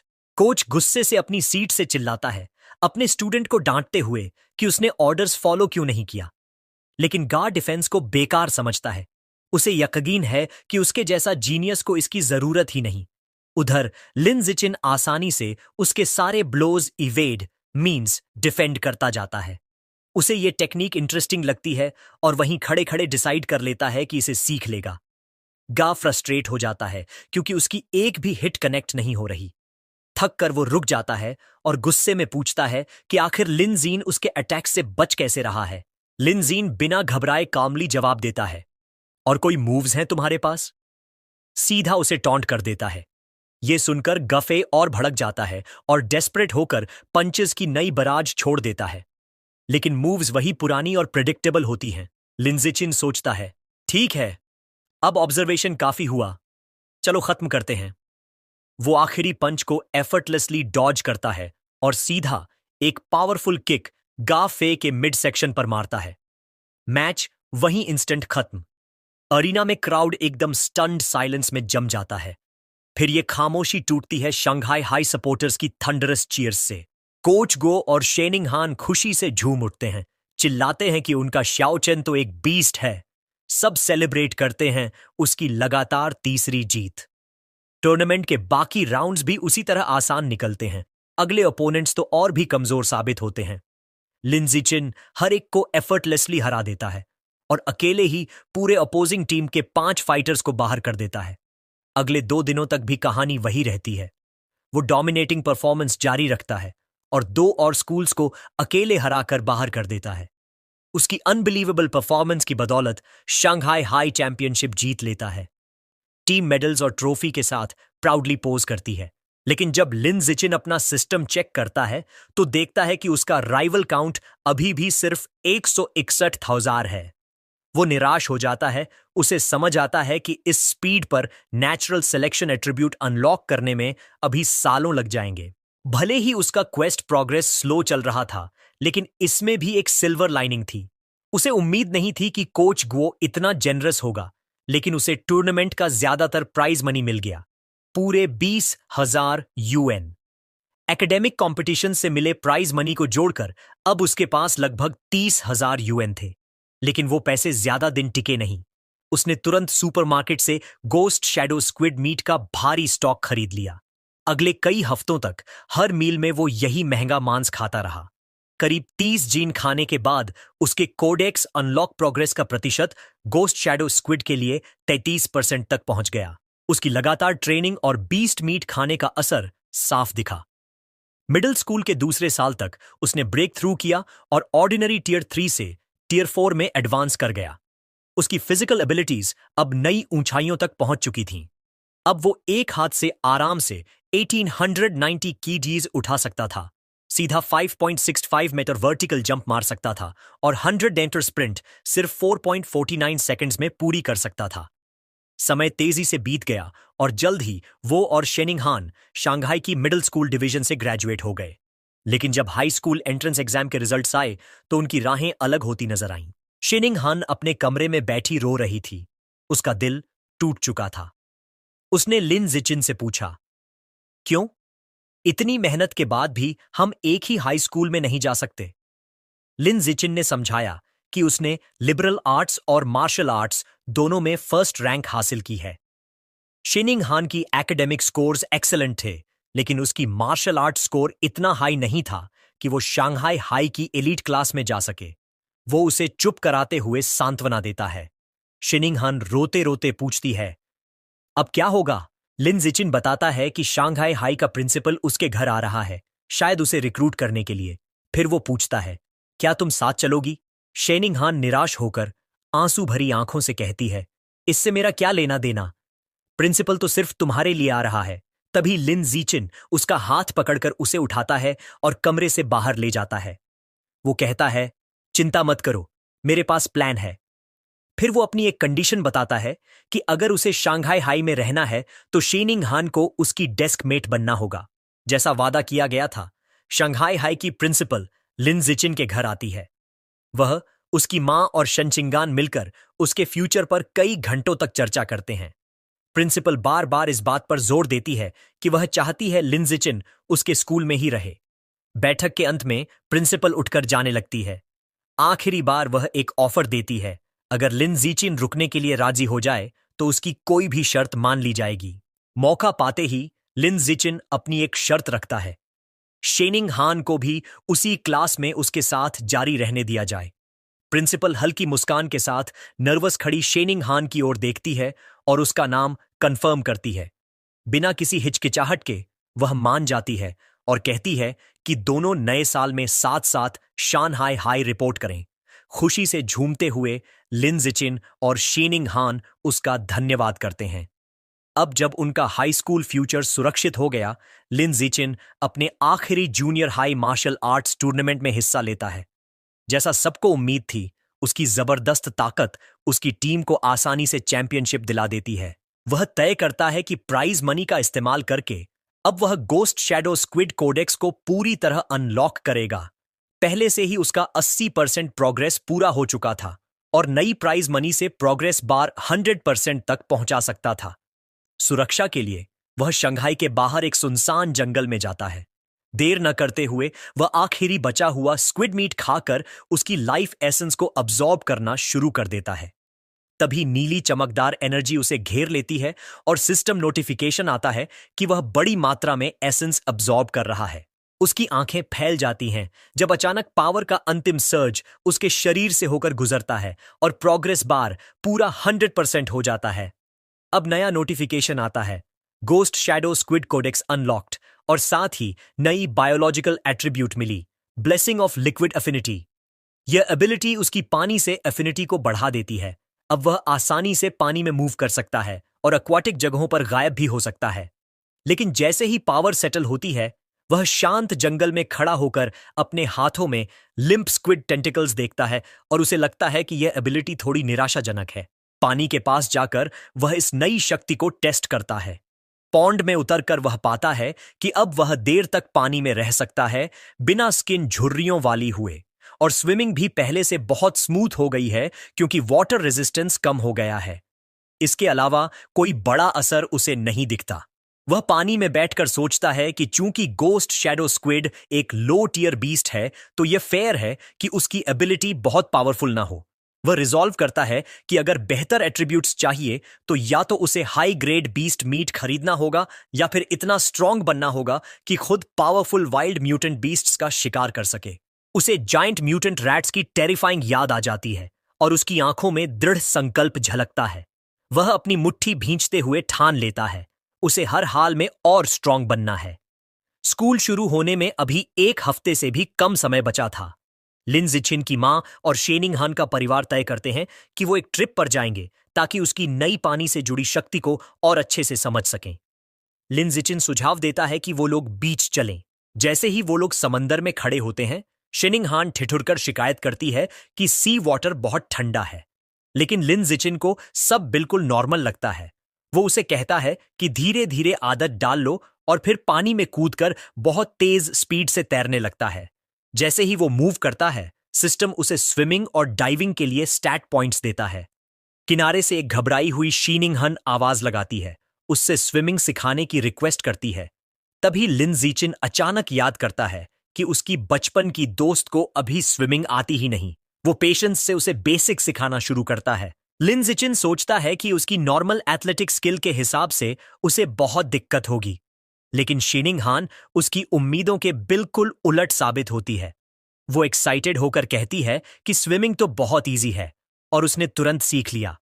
वो एफर्टलेसली डाइव करती है और पानी से ऊपर आकर हैरानी भरी नजरों से उसे देखती है। लिन जिचिन भी शौक में देखता है क्योंकि उसके चारों ओर से अजीब सा नीला ऑरा पानी की तरह फैलने लगता है। ऊपर आकर शेनिंग हान एक्साइटेड होकर बताती है कि ये एक्सपीरियंस कितना अमेजिंग लग रहा है। वो कहती है कि आमतौर पर पानी के अंदर आंखें खोलने से जलन होती है, लेकिन उसे बिल्कुल डिस्कम्फर्ट नहीं हो रहा, बल्कि कूल और प्लेजेंट लग रहा है।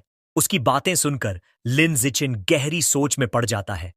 उसे अजीब लगता है कि चाहे नेचुरल टैलेंट हो, लेकिन इतनी जल्दी कोई इंसान ये सब स्किल कैसे मास्टर कर सकता है। ये सब नॉर्मल नहीं है। अचानक उसके दिमाग में एक बात आती है।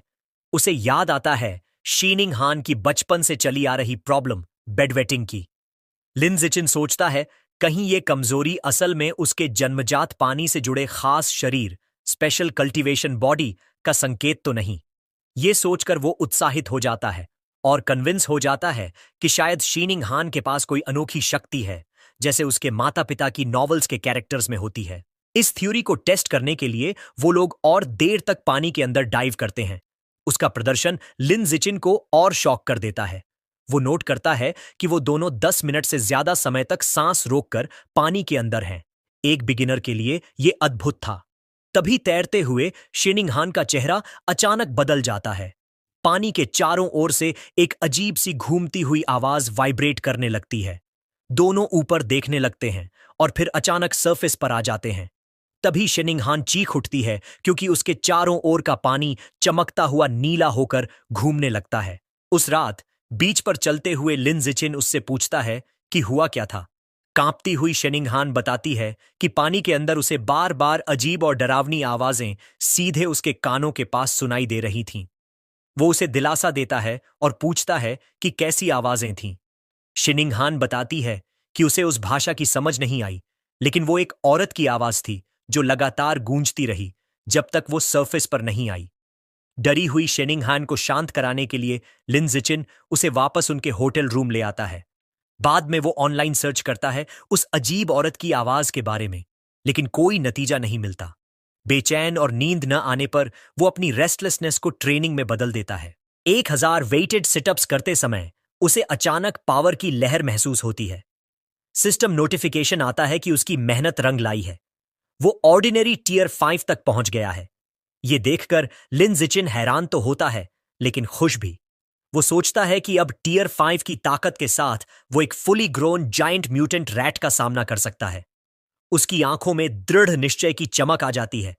वो मुट्ठी भींचकर कॉन्फिडेंट होता है कि अब इन दैत्य जैसे जानवरों को नंगी हाथों से चीरना नामुमकिन नहीं रहा। अपनी नई हदों को टेस्ट करने के लिए वो रात में खाली बीच पर चला जाता है। स्टैट बूस्ट गजब का था। उसका 100 मीटर डैश टाइम घटकर सिर्फ 3.64 सेकंड्स रह गया और उसका वर्टिकल जंप बढ़कर अद्भुत 6.98 मीटर तक पहुंच गया।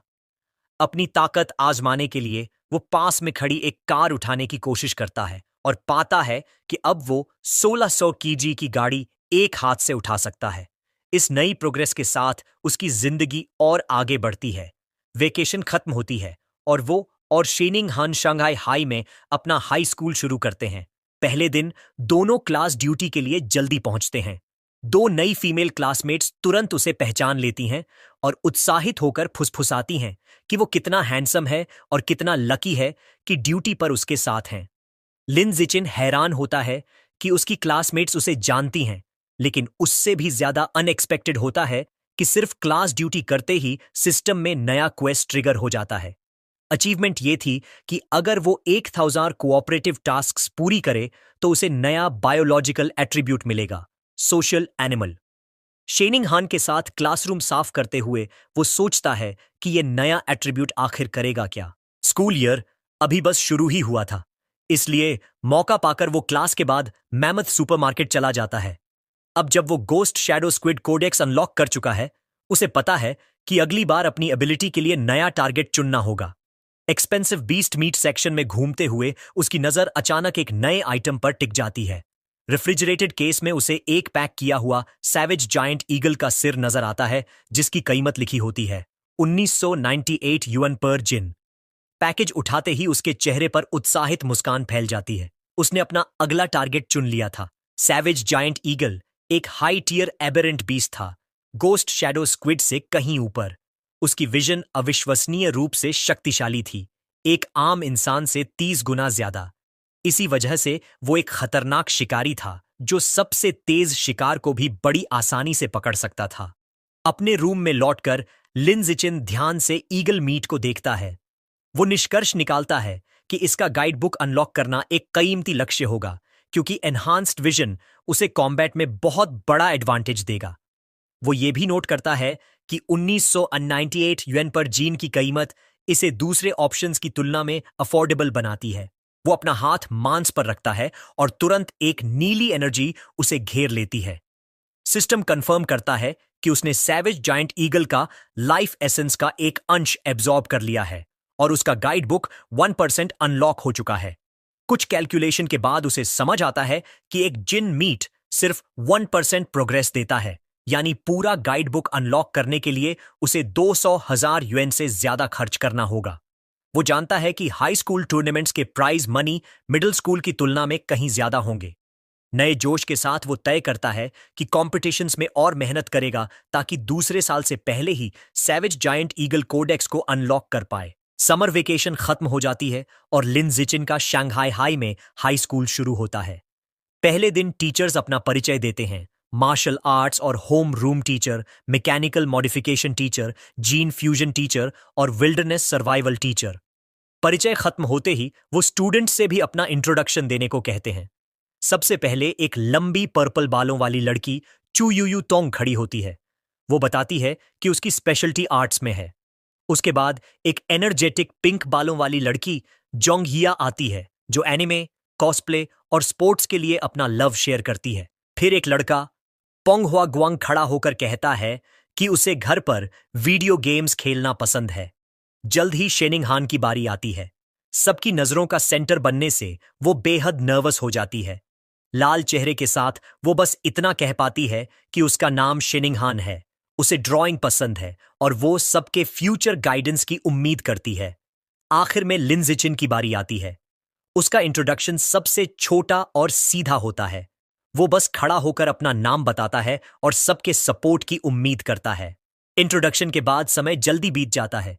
एक नई फीमेल क्लासमेट ब्राउन बालों वाली शीनिंग हान के पास आती है। शीनिंग थोड़ी हैरान हो जाती है।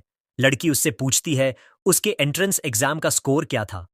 शीनिंग हान घबराते हुए जवाब देती है कि उसने 709 पॉइंट्स लिए थे और फिर उससे उसका स्कोर पूछती है।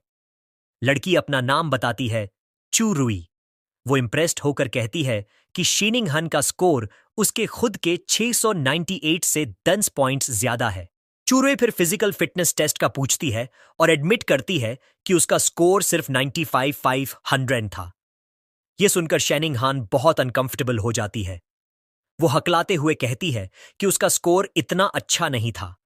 अंदर ही अंदर वो पैनिक करने लगती है क्योंकि उसका स्कोर सिर्फ 79 था और इसी वजह से वो एलीट क्लास में आने से ऑलमोस्ट चूक गई थी। उसे बोलने में शर्म आती है, लेकिन चू रुई हिंट नहीं पकड़ पाती और गेस करती रहती है 94, 93। शीनिंग हान सिर झुकाकर शर्म से धीरे से कहती है कि उससे भी कम था। चू रुई फिर 90s के लो नंबर्स गेस करने लगती है, जिससे शीनिंग और भी फ्लस्टर्ड हो जाती है। अचानक एक जोरदार आवाज से कोई हाथ डेस्क पर पड़ता है। चू रुई चौंक जाती है। वो लिन जिचिन था। वो स्मूथ अंदाज में झुककर चू रुई से पूछता है, क्या मैं तुम्हें वी चैट पर ऐड कर सकता हूं? इतना हैंडसम लड़का अटेंशन दे रहा है सुनकर चू रुई हैरान और खुश हो जाती है। वो तुरंत मान जाती है। अपनी सीट पर बैठी शेनिंग हान राहत की सांस लेती है, ग्रेटफुल कि लिन जिचिन ने उसे ऑकवर्ड सिचुएशन से बचा लिया। लिन जिचिन फिर एक और मेल क्लासमेट हेयू की ओर मुड़कर उससे भी कांटेक्ट एक्सचेंज करने को कहता है। फिर वो तीनों को ऐड करके एक 4 पर्सन ग्रुप चैट बना देता है। सिस्टम नोटिफिकेशन कंफर्म करता है कि उसने सक्सेसफुली ग्रुप बना लिया है और इस तरह उसका सोशल एनिमल अचीवमेंट का प्रोग्रेस 1000 हो जाता है। वो सोचता है कि यह क्वेस्ट सरप्राइजिंगली इजी है। ग्रुप चैट बनने के बाद चारों दोस्त बातें करने लगते हैं। लिन बताता है कि वो नेबरिंग न्यूआन सिटी से है और एक प्रेस्टिजियस मार्शल आर्ट्स फैमिली से बिलोंग करता है, जिनका अपना डोजो है। वो प्राउडली यह भी बताता है कि उसने Nanyuan city youth martial arts competition में 8वां स्थान पाया था। चूरुई बताती है कि उसके फैमिली के पास क्लोथिंग स्टोर्स की चेन है, जिससे वो काफी वेल्थी है। इसके बाद लिन जिचिन और शेनिंग हान भी अपने बैकग्राउंड शेयर करते हैं और चारों जल्दी ही क्लोज फ्रेंड्स बन जाते हैं। तभी हेयू पूछता है, तुम्हारे हिसाब से हमारी क्लास का सबसे स्ट्रॉन्ग स्टूडेंट कौन है? चू रुई तुरंत लिन जिचिन की ओर इशारा करती है और गेस करती है कि वही होगा, क्योंकि उसने उनके पूरे डिस्ट्रिक्ट में एंट्रेंस एग्जाम में टॉप किया था। यह सुनकर हेयू शॉक रह जाता है। उसे बिल्कुल अंदाजा नहीं था कि उसका नया दोस्त इतना अकॉम्प्लिश्ड मीन्स सफल कुशल है। हालांकि लिन जिचिन नम्रता से कहता है कि टॉप स्कोरर होना जरूरी नहीं कि किसी को सबसे स्ट्रांग बना दे। फिर वह एक चौंकाने वाला फैक्ट बताता है, प्रिंसिपल ने काफी पैसा खर्च किया था ताकि उनकी क्लास के लिए 2 एक्सेप्शनली पावरफुल स्टूडेंट्स को नुआन सिटी से रिक्रूट किया जा सके। वह दोनों स्टूडेंट्स की तरफ इशारा करता है। पहला है एक ब्लॉन्ड हेयर वाला लड़का वोंग शोयर, जो नानुआन सिटी में तीसरे स्थान पर रैंक्ड था और 100 मीटर डैश सिर्फ 7.98 सेकंड्स में पूरी कर सकता है। दूसरा है एक बड़ा मस्कुलर लड़का, लू गैंग, जिसकी नेचुरल स्ट्रेंथ बहुत जबरदस्त है और जो आसानी से 300 किलो बारबेल को सिर्फ एक हाथ से उठा सकता है। शेनिंग हन और चू रुई दोनों विजिबली इम्प्रेस्ड और थोड़े इंटिमिडेटेड हो जाते हैं, लेकिन लिन जिचिन पूरी तरह काम रहता है। अंदर ही अंदर वह उनकी अचीवमेंट्स पर हंसता है, क्योंकि वह जानता है कि ये नंबर्स तो उसने एलिमेंट्री स्कूल के समय ही क्रॉस कर लिए थे। कुछ देर बाद बेल फिर बजती है और अगली क्लास होती है टेक्स्ट बुक्स बांटने की। इस सेमेस्टर के 4 मेन सब्जेक्ट्स हैं: martial arts, gene fusion, mechanical modification और विल्डरनेस सर्वाइवल। चूंकि लिन जिचिन पहले ही ये सब मटेरियल सेल्फ स्टडी कर चुका था, वह फ्री टाइम में एक सिक्लूडेड जगह ढूंढकर ट्रेनिंग करने का फैसला करता है। ट्रेनिंग करते समय उसके विचार बड़े खतरों की ओर जाते हैं। उसे याद आता है कि खतरनाक रैट गॉड कल्ट अब भी एक्टिव है। पुलिस ने अभी तक सिर्फ लोअर लेवल हेरेटिक्स को पकड़ा है, लेकिन उनका लीडर पावरफुल रैट किंग अब भी आजाद घूम रहा है। ये ग्रिम रियलिटी उसके डिटर्मिनेशन को और बढ़ा देती है। वह अपनी मुट्ठी कसते हुए रिजॉल्व करता है कि जितनी जल्दी हो सके अपनी शक्ति बढ़ानी है और कम से कम टियर 6 तक पहुंचना है, एक ऐसा लेवल जिसे वह रैट किंग का सामना करने के लिए पर्याप्त मानता है। पहली प्रैक्टिकल क्लास होती है wilderness survival. Teacher Shi Chungbe students को एक वुडेड एरिया में ले जाता है और पूछता है कि क्या कोई जानता है लकड़ी रगड़कर आग जलाना। हयू धीरे से मटर करता है, ये बेकार स्किल है। लेकिन सबको सरप्राइज करते हुए वोंग शो और लू गंग आगे बढ़ते हैं और प्रिमिटिव मेथड से सक्सेसफुली आग जला देते हैं। टीचर प्रभावित होकर पूछता है उन्होंने ये कहां सीखा। लू गैंग बताता है कि उसने समर कैंप में सीखा था, जबकि वोंग शो कहता है कि उसने खुद ऑनलाइन वीडियोस देखकर सीखा। उनके बाद लिन जिचिन भी अपने छोटे ग्रुप को आसानी से वही टेक्निक सिखा देता है और वे जल्दी मास्टर कर लेते हैं। बाद में मार्शल आर्ट्स क्लास में टीचर याओ युआन फोंग अनाउंस करता है कि वह उन्हें एक स्पेशल ब्रीदिंग और कल्टीवेशन टेक्निक सिखाएगा।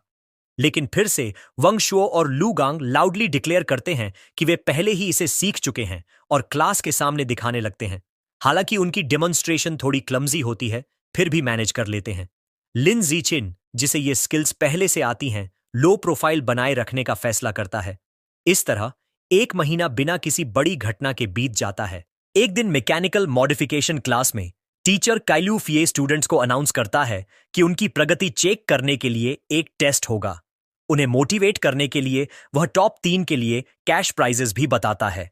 पहले के लिए 888 यूएन, दूसरे के लिए 666 यूएन और तीसरे के लिए 333 यूएन। लिन की आंखें प्राइज मनी सुनकर चमक उठती हैं। वह समझ जाता है कि फर्स्ट प्लेस का इनाम लगभग इतना है कि वह महंगे सैवेज जायंट ईगल के आधे जिन के मांस को खरीद सके। सबका उत्साह बढ़ जाता है और क्लास में एग्जाम शुरू हो जाता है। उसी समय जीन फ्यूजन टीचर लियू डूरेन के दिमाग में भी वही आइडिया आता है और वह भी अचानक एक सरप्राइज एग्जाम करवा देता है, उसी प्राइज स्ट्रक्चर के साथ। दोनों कठिन परीक्षाओं के बाद स्टूडेंट्स पूरी तरह थक जाते हैं। हाईयू अपनी मेज पर गिर पड़ता है और कराहता है। दूसरे स्टूडेंट्स शिकायत करते हैं कि क्वेश्चंस कितने मुश्किल थे। एक लड़की कहती है कि वह 90 की उम्मीद कर रही थी, पर अब तो 60 पास भी मिल जाए तो लकी मानेगी।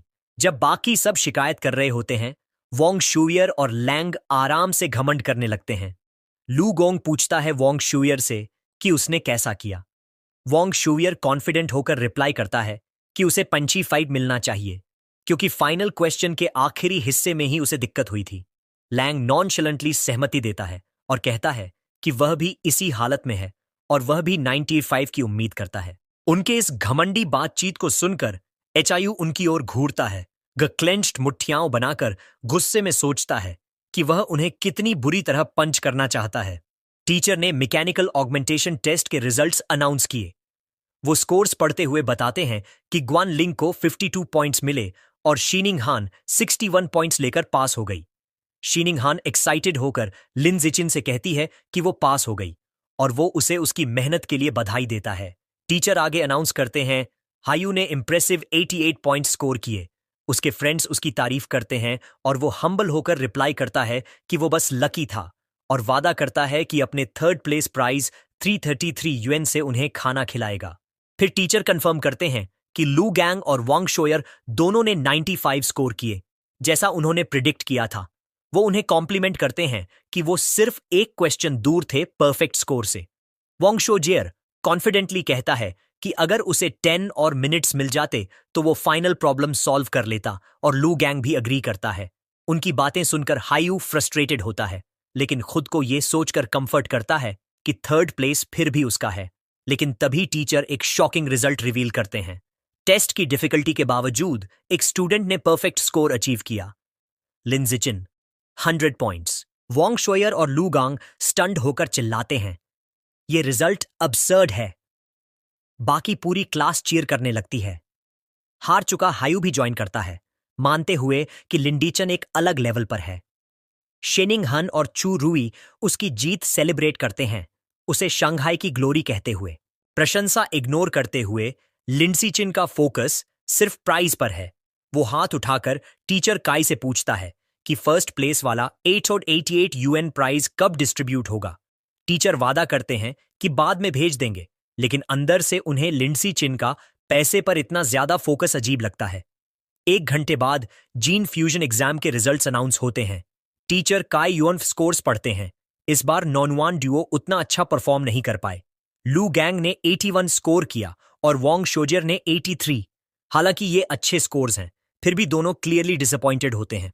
इसके अंतर में शेनिंग हान ने एक्सेलेंट 78 अचीव किया और टॉप 5 में जगह बनाई। वो एक्साइटेड होकर चू रुई के साथ सेलिब्रेट करती है। क्लासमेट्स के लिए शॉक की बात यह होती है कि लिन जाचिन फिर से परफेक्ट स्कोर सिक्योर करता है और आसानी से एक और प्राइज जीत लेता है। ये दूसरी crushing victory Hai Yu, Wong शोवियर और लू गंग के कॉन्फिडेंस पर बड़ा वार करती है और वो डिमोरलाइज्ड हो जाते हैं। अपनी हार एक्सेप्ट न कर पाने पर वोंग शोवियर और लू गंग सवाल उठाते हैं कि कोई इतना टफ टेस्ट में फुल मार्क्स कैसे ला सकता है। वो ओपनली सजेस्ट करते हैं कि शायद लिंचिन को आंसर्स पहले से पता थे, लेकिन टीचर काई युएनफिए तुरंत उनकी एक्यूजेशन शट डाउन करते हैं और फर्म तरीके से कहते हैं कि ये इम्पॉसिबल है। वो समझाते हैं कि हर क्वेश्चन उन्होंने खुद डिजाइन किया है और आंसर्स ऑनलाइन अवेलेबल ही नहीं है, इसलिए चीटिंग असंभव है। ये सुनकर दोनों स्पीचलेस रह जाते हैं, लेकिन उनके क्लासमेट्स इतने दयालु नहीं हैं। हायू और चू रुई हंसते हैं, वोंग शो और लू गैंग को सोर लूजर्स कहकर मजाक उड़ाते हैं। हायू कहता है कि वो नायुअन सिटी की डिसग्रेस हैं और चू रुई ऐड करता है कि अनकल्चर्ड अगली लोग हमेशा सबसे ज्यादा ट्रबल क्रिएट करते हैं। लंच के बाद विल्डरनेस सर्वाइवल का प्रैक्टिकल एग्जाम शुरू होता है। टीचर शिचुंग बे बताते हैं कि रिवॉर्ड्स वही रहेंगे, टॉप 3 को कैश प्राइजेस मिलेंगे। एग्जाम के 3 पार्ट्स हैं, क्लाइंबिंग, स्विमिंग और फ्रिक्शन से फायर बनाना। एकेडमिक टेस्ट्स में हारने के बाद वोंग शोयर लग गैंग से कहता है कि उन्हें प्रैक्टिकल एग्जाम्स में खुद को रिडीम करना होगा। लैंग अग्री करता है और दोनों लिंडिचिन को घूरते हुए कसम खाते हैं कि उसे क्रश करके अपनी बेइज्जती मिटाएंगे। एग्जाम क्लाइंबिंग से शुरू होता है, जहां स्पीड विनर तय करती है। जैसा एक्सपेक्ट किया गया था, लिंडिचिन की सुपीरियर फिजिकल एबिलिटीज उसे आसानी से डोमिनेट करने देती हैं। वो रॉक वॉल को इनक्रेडिबल स्पीड से चढ़ता है, नानुआन डुओ को बहुत पीछे छोड़कर फर्स्ट प्लेस सिक्योर कर लेता है। ट्री क्लाइंबिंग इवेंट भी वहीं खत्म होता है। लिन जिचिन फिर से फर्स्ट आता है, जबकि हारा हुआ वोंग शूजियर शिकायत करता है कि वो उसका शैडो तक नहीं देख पाया। जहां लिन जिचिन बहुत अच्छा कर रहा होता है, वहीं वो नोट करता है कि उसकी असली चिंता शेनकिंग हान को लेकर है। जैसा उसने एक्सपेक्ट किया था, वो क्लाइंबिंग में स्ट्रगल करती है और लास्ट आती है, लेकिन उसे कोई चिंता नहीं होती, क्योंकि वो जानता है कि उसका असली टैलेंट पानी में है और उसे पूरा कॉन्फिडेंस होता है कि स्विमिंग सेगमेंट में वो अपनी कॉन्फिडेंस वापस पाएगी। नेक्स्ट आता है फायर स्टार्टिंग सेगमेंट।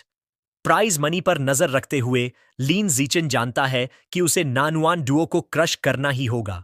वो इंटेंस फोकस और स्पीड के साथ टास्क शुरू करता है और सिर्फ 58 सेकंड्स में सक्सेसफुली फायर क्रिएट कर लेता है। वोंग शू और लग गैंग निराशा डिसबिलीफ में देखते रह जाते हैं, समझ ही नहीं पाते कि वो हर चीज में इतना फास्ट कैसे हो सकता है। उसकी इनसेन हैंड स्पीड देखकर वो हक्का बक्का हो जाते हैं। विल्डरनेस सर्वाइवल एग्जाम का फाइनल पार्ट था स्विमिंग। इस बार शेनचिंग हान की बारी थी शाइन करने की। अपनी नेचुरल अफिनिटी फॉर वाटर का इस्तेमाल करते हुए वो इनक्रेडिबल स्पीड से तैरती है, आसानी से नानुआन ड्यूओ को क्रश कर देती है और उनके शैटर्ड कॉन्फिडेंस पर एक और भारी वार करती है। वोंग शूमाओ डिसबिलीफ में रह जाता है, समझ ही नहीं पाता कि शेन किंग हान अचानक पानी में इतनी एक्सप्लोसिव पावर कैसे दिखा सकती है, और नतीजा निकालता है कि शायद वो हेलुसिनेट कर रहा है। एग्जाम के बाद हारे हुए वोंग शो और लू गैंग बहुत देर तक पूरी तरह से चुप रहते हैं, लेकिन उनकी चुप्पी सिर्फ लंच तक ही रही। दोपहर में मार्शल आर्ट्स का फाइनल एग्जाम शुरू हुआ। टीचर याओ युअनफून ने अनाउंस किया कि अब स्पारिंग कंपटीशन से उनकी प्रोग्रेस टेस्ट करने का समय आ गया है। टॉप 3 को प्राइजेस मिलेंगे, जिससे पूरी क्लास मोटिवेट हो गई। वोंग शो जियर और लूगांग के लिए ये उनकी उम्मीदों को फिर से जगाने जैसा था। डिटर्मिनेशन से भरे हुए उन्होंने ठान लिया कि अपनी प्राइड वापस लेनी ही है। उनका रीजनिंग ये था कि ये मार्शल आर्ट्स क्लास है जहां असली मायने फिजिकल फिटनेस और कॉम्बैट टेक्निक के हैं। उन्हें विश्वास था कि अगर लिन जिचिन मार्शल आर्ट्स में वीक है तो उसके बाकी सारे स्कोर्स मीनिंगलेस हैं। स्पारिंग से पहले टीचर ने सभी को वार्म अप के लिए फिजिकल टेस्ट कराया। 100 metre sprint, 1 hand barbell lift और vertical jump. Lin Jichen flashy दिखने से बचने के लिए थोड़ा होल्ड बैक करता है, लेकिन फिर भी इनक्रेडिबल परफॉर्मेंस देता है। वो 100 मीटर डैश 7.78 सेकंड्स में दौड़ता है और 330 किलोडॉन बारबेल एक हाथ से उठा लेता है। उसका वर्टिकल जंप 2.80 मिनट होता है। वो तीनों इवेंट्स में इजीली फर्स्ट प्लेस ले लेता है और ध्यान रखता है कि सिर्फ थोड़ा ही नानुआन ड्यूओ से आगे रहे। दोनों फिर से डिसअपॉइंटेड और शॉक में रह जाते हैं। वोंग शो समझ ही नहीं पाता कि लिन जिचिन उसे तेज कैसे है, जबकि लू गांग हैरान होता है कि बिना मस्कुलर दिखे कोई इतना स्ट्रांग कैसे हो सकता है। खुद को संभालने की कोशिश में वोंग शो लग गैंग को याद दिलाता है कि फिजिकल टेस्ट फेल करने का मतलब ये नहीं कि वो स्पारिंग भी हार जाएंगे। रियल कॉम्बैट में टेक्निक भी जरूरी होती है। दोनों खुद को कन्विंस करते हैं कि उनकी सुपीरियर टेक्निक उन्हें मौका दे सकती है। टेस्ट के बाद सब ड्यूलिंग एरिया में स्पारिंग मैचेस के लिए चले जाते हैं। अपने survival of the fittest achievement को पूरा करने के लिए ईगर लिंडन सबसे पहले रिंग में उतरता है, लेकिन उसकी ओवरवेलमिंग डिस्प्ले देखने के बाद कोई भी उसे चैलेंज करने की हिम्मत नहीं करता। यहां तक कि वोंग शू और लू गंग भी पहले ऑब्जर्व करने के लिए पीछे हट जाते हैं। बराबरी की स्थिति देखकर टीचर बीच में आते हैं। वो एक स्टूडेंट लुई को बुलाते हैं और उसे ऑर्डर करते हैं कि वो लिन जिचिन से स्पार करे। दोनों आमने सामने होते हैं, लेकिन मैच शुरू होने से पहले ही खत्म हो जाता है। टाइम बचाने के लिए लिन जिचिन उसे एक ही डेवस्टेटिंग पंच में उड़ाकर खत्म कर देता है। इसके बाद वो बाकी ओपोनेंट्स पर स्पीड रन करता है और क्लास के हर स्टूडेंट को उसी ब्रूटल एफिशिएंसी से गिरा देता है। ये सब देखकर वोंग शोवी और लू गंग पूरी तरह निराश हो जाते हैं। वोंग शूयर हॉरर में रियलाइज करता है कि लिन जिचिन उनसे कहीं ज्यादा स्ट्रांग है और शायद फिजिकल टेस्ट के दौरान उसने पूरी ताकत भी नहीं लगाई थी। वो सोचता है कि ऐसे मॉन्स्टर से कोई कंपीट कैसे कर सकता है। जैसे ही उनकी स्पिरिट्स क्रश्ड हो रही होती हैं, अचानक ह्यू रिंग में कूदता है और जोर से लू गैंग का नाम चिल्लाता है। वो लू गैंग की ओर इशारा करके डिक्लेयर करता है कि वो अब वार्म अप हो चुका है, अपनी पीक पर है और उसे फाइट के लिए चैलेंज करता है।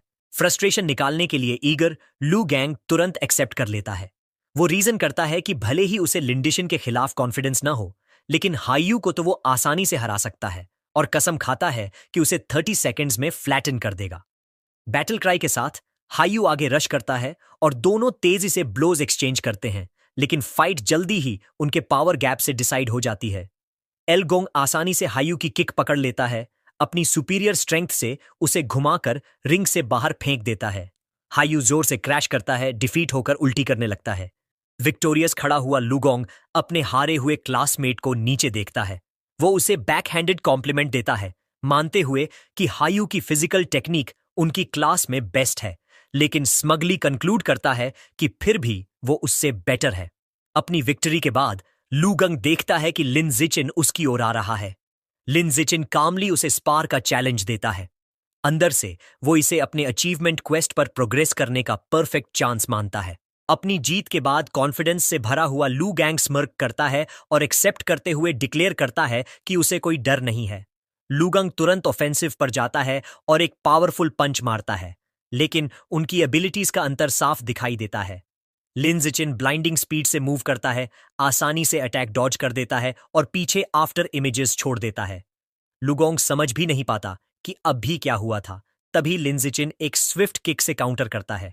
वो पावरफुल ब्लो सीधे ल्यू गैंग की पीठ पर लगता है और वो रिंग से बाहर उड़ जाता है, सिर्फ एक ही वार में डिफीट होकर। दोनों नॉन यूएन डुओ मेंबर्स पूरी तरह हार चुके थे। बाकी स्टूडेंट्स आखिरी बचे हुए स्टूडेंट वोंग शोजी पर टॉन्ट करना शुरू कर देते हैं। वो वोंग शोजी से चिल्लाकर पूछते हैं कि क्या वो अपने गिरे हुए ब्रो का बदला लेगा, और बताते हैं कि अब ननुआन की पूरी प्राइड उसी के कंधों पर है। वो उसे चिढ़ाते हैं, कहते हैं कि डर कर पीछे मत हटना। अनॉयड होकर वोंग शोजी क्राउड पर चिल्लाता है कि चुप रहो। वो तो पहले से ही फाइट करने की प्लान बना रहा था। वो तेजी से रिंग में दौड़कर लिन जिचिन का सामना करने पहुंचता है। अपने बेहद शक्तिशाली ओपोनेंट के सामने खड़े होकर वो खुद को हिम्मत देता है और सोचता है कि जो होना है होगा, लेकिन उसे हर हाल में उसे हराने का रास्ता खोजना होगा। तो दोस्तों, आज के लिए बस इतना ही। जैसे ही 2 नए चैप्टर आ जाएंगे, मैं एक्सप्लेन किया दूंगा। अगले पार्ट के लिए लाइक, शेयर और सब्सक्राइब करना मत भूलना। साथ ही साथ वीडियो को हाइप भी कर देना। मिलते हैं अगली वीडियो में।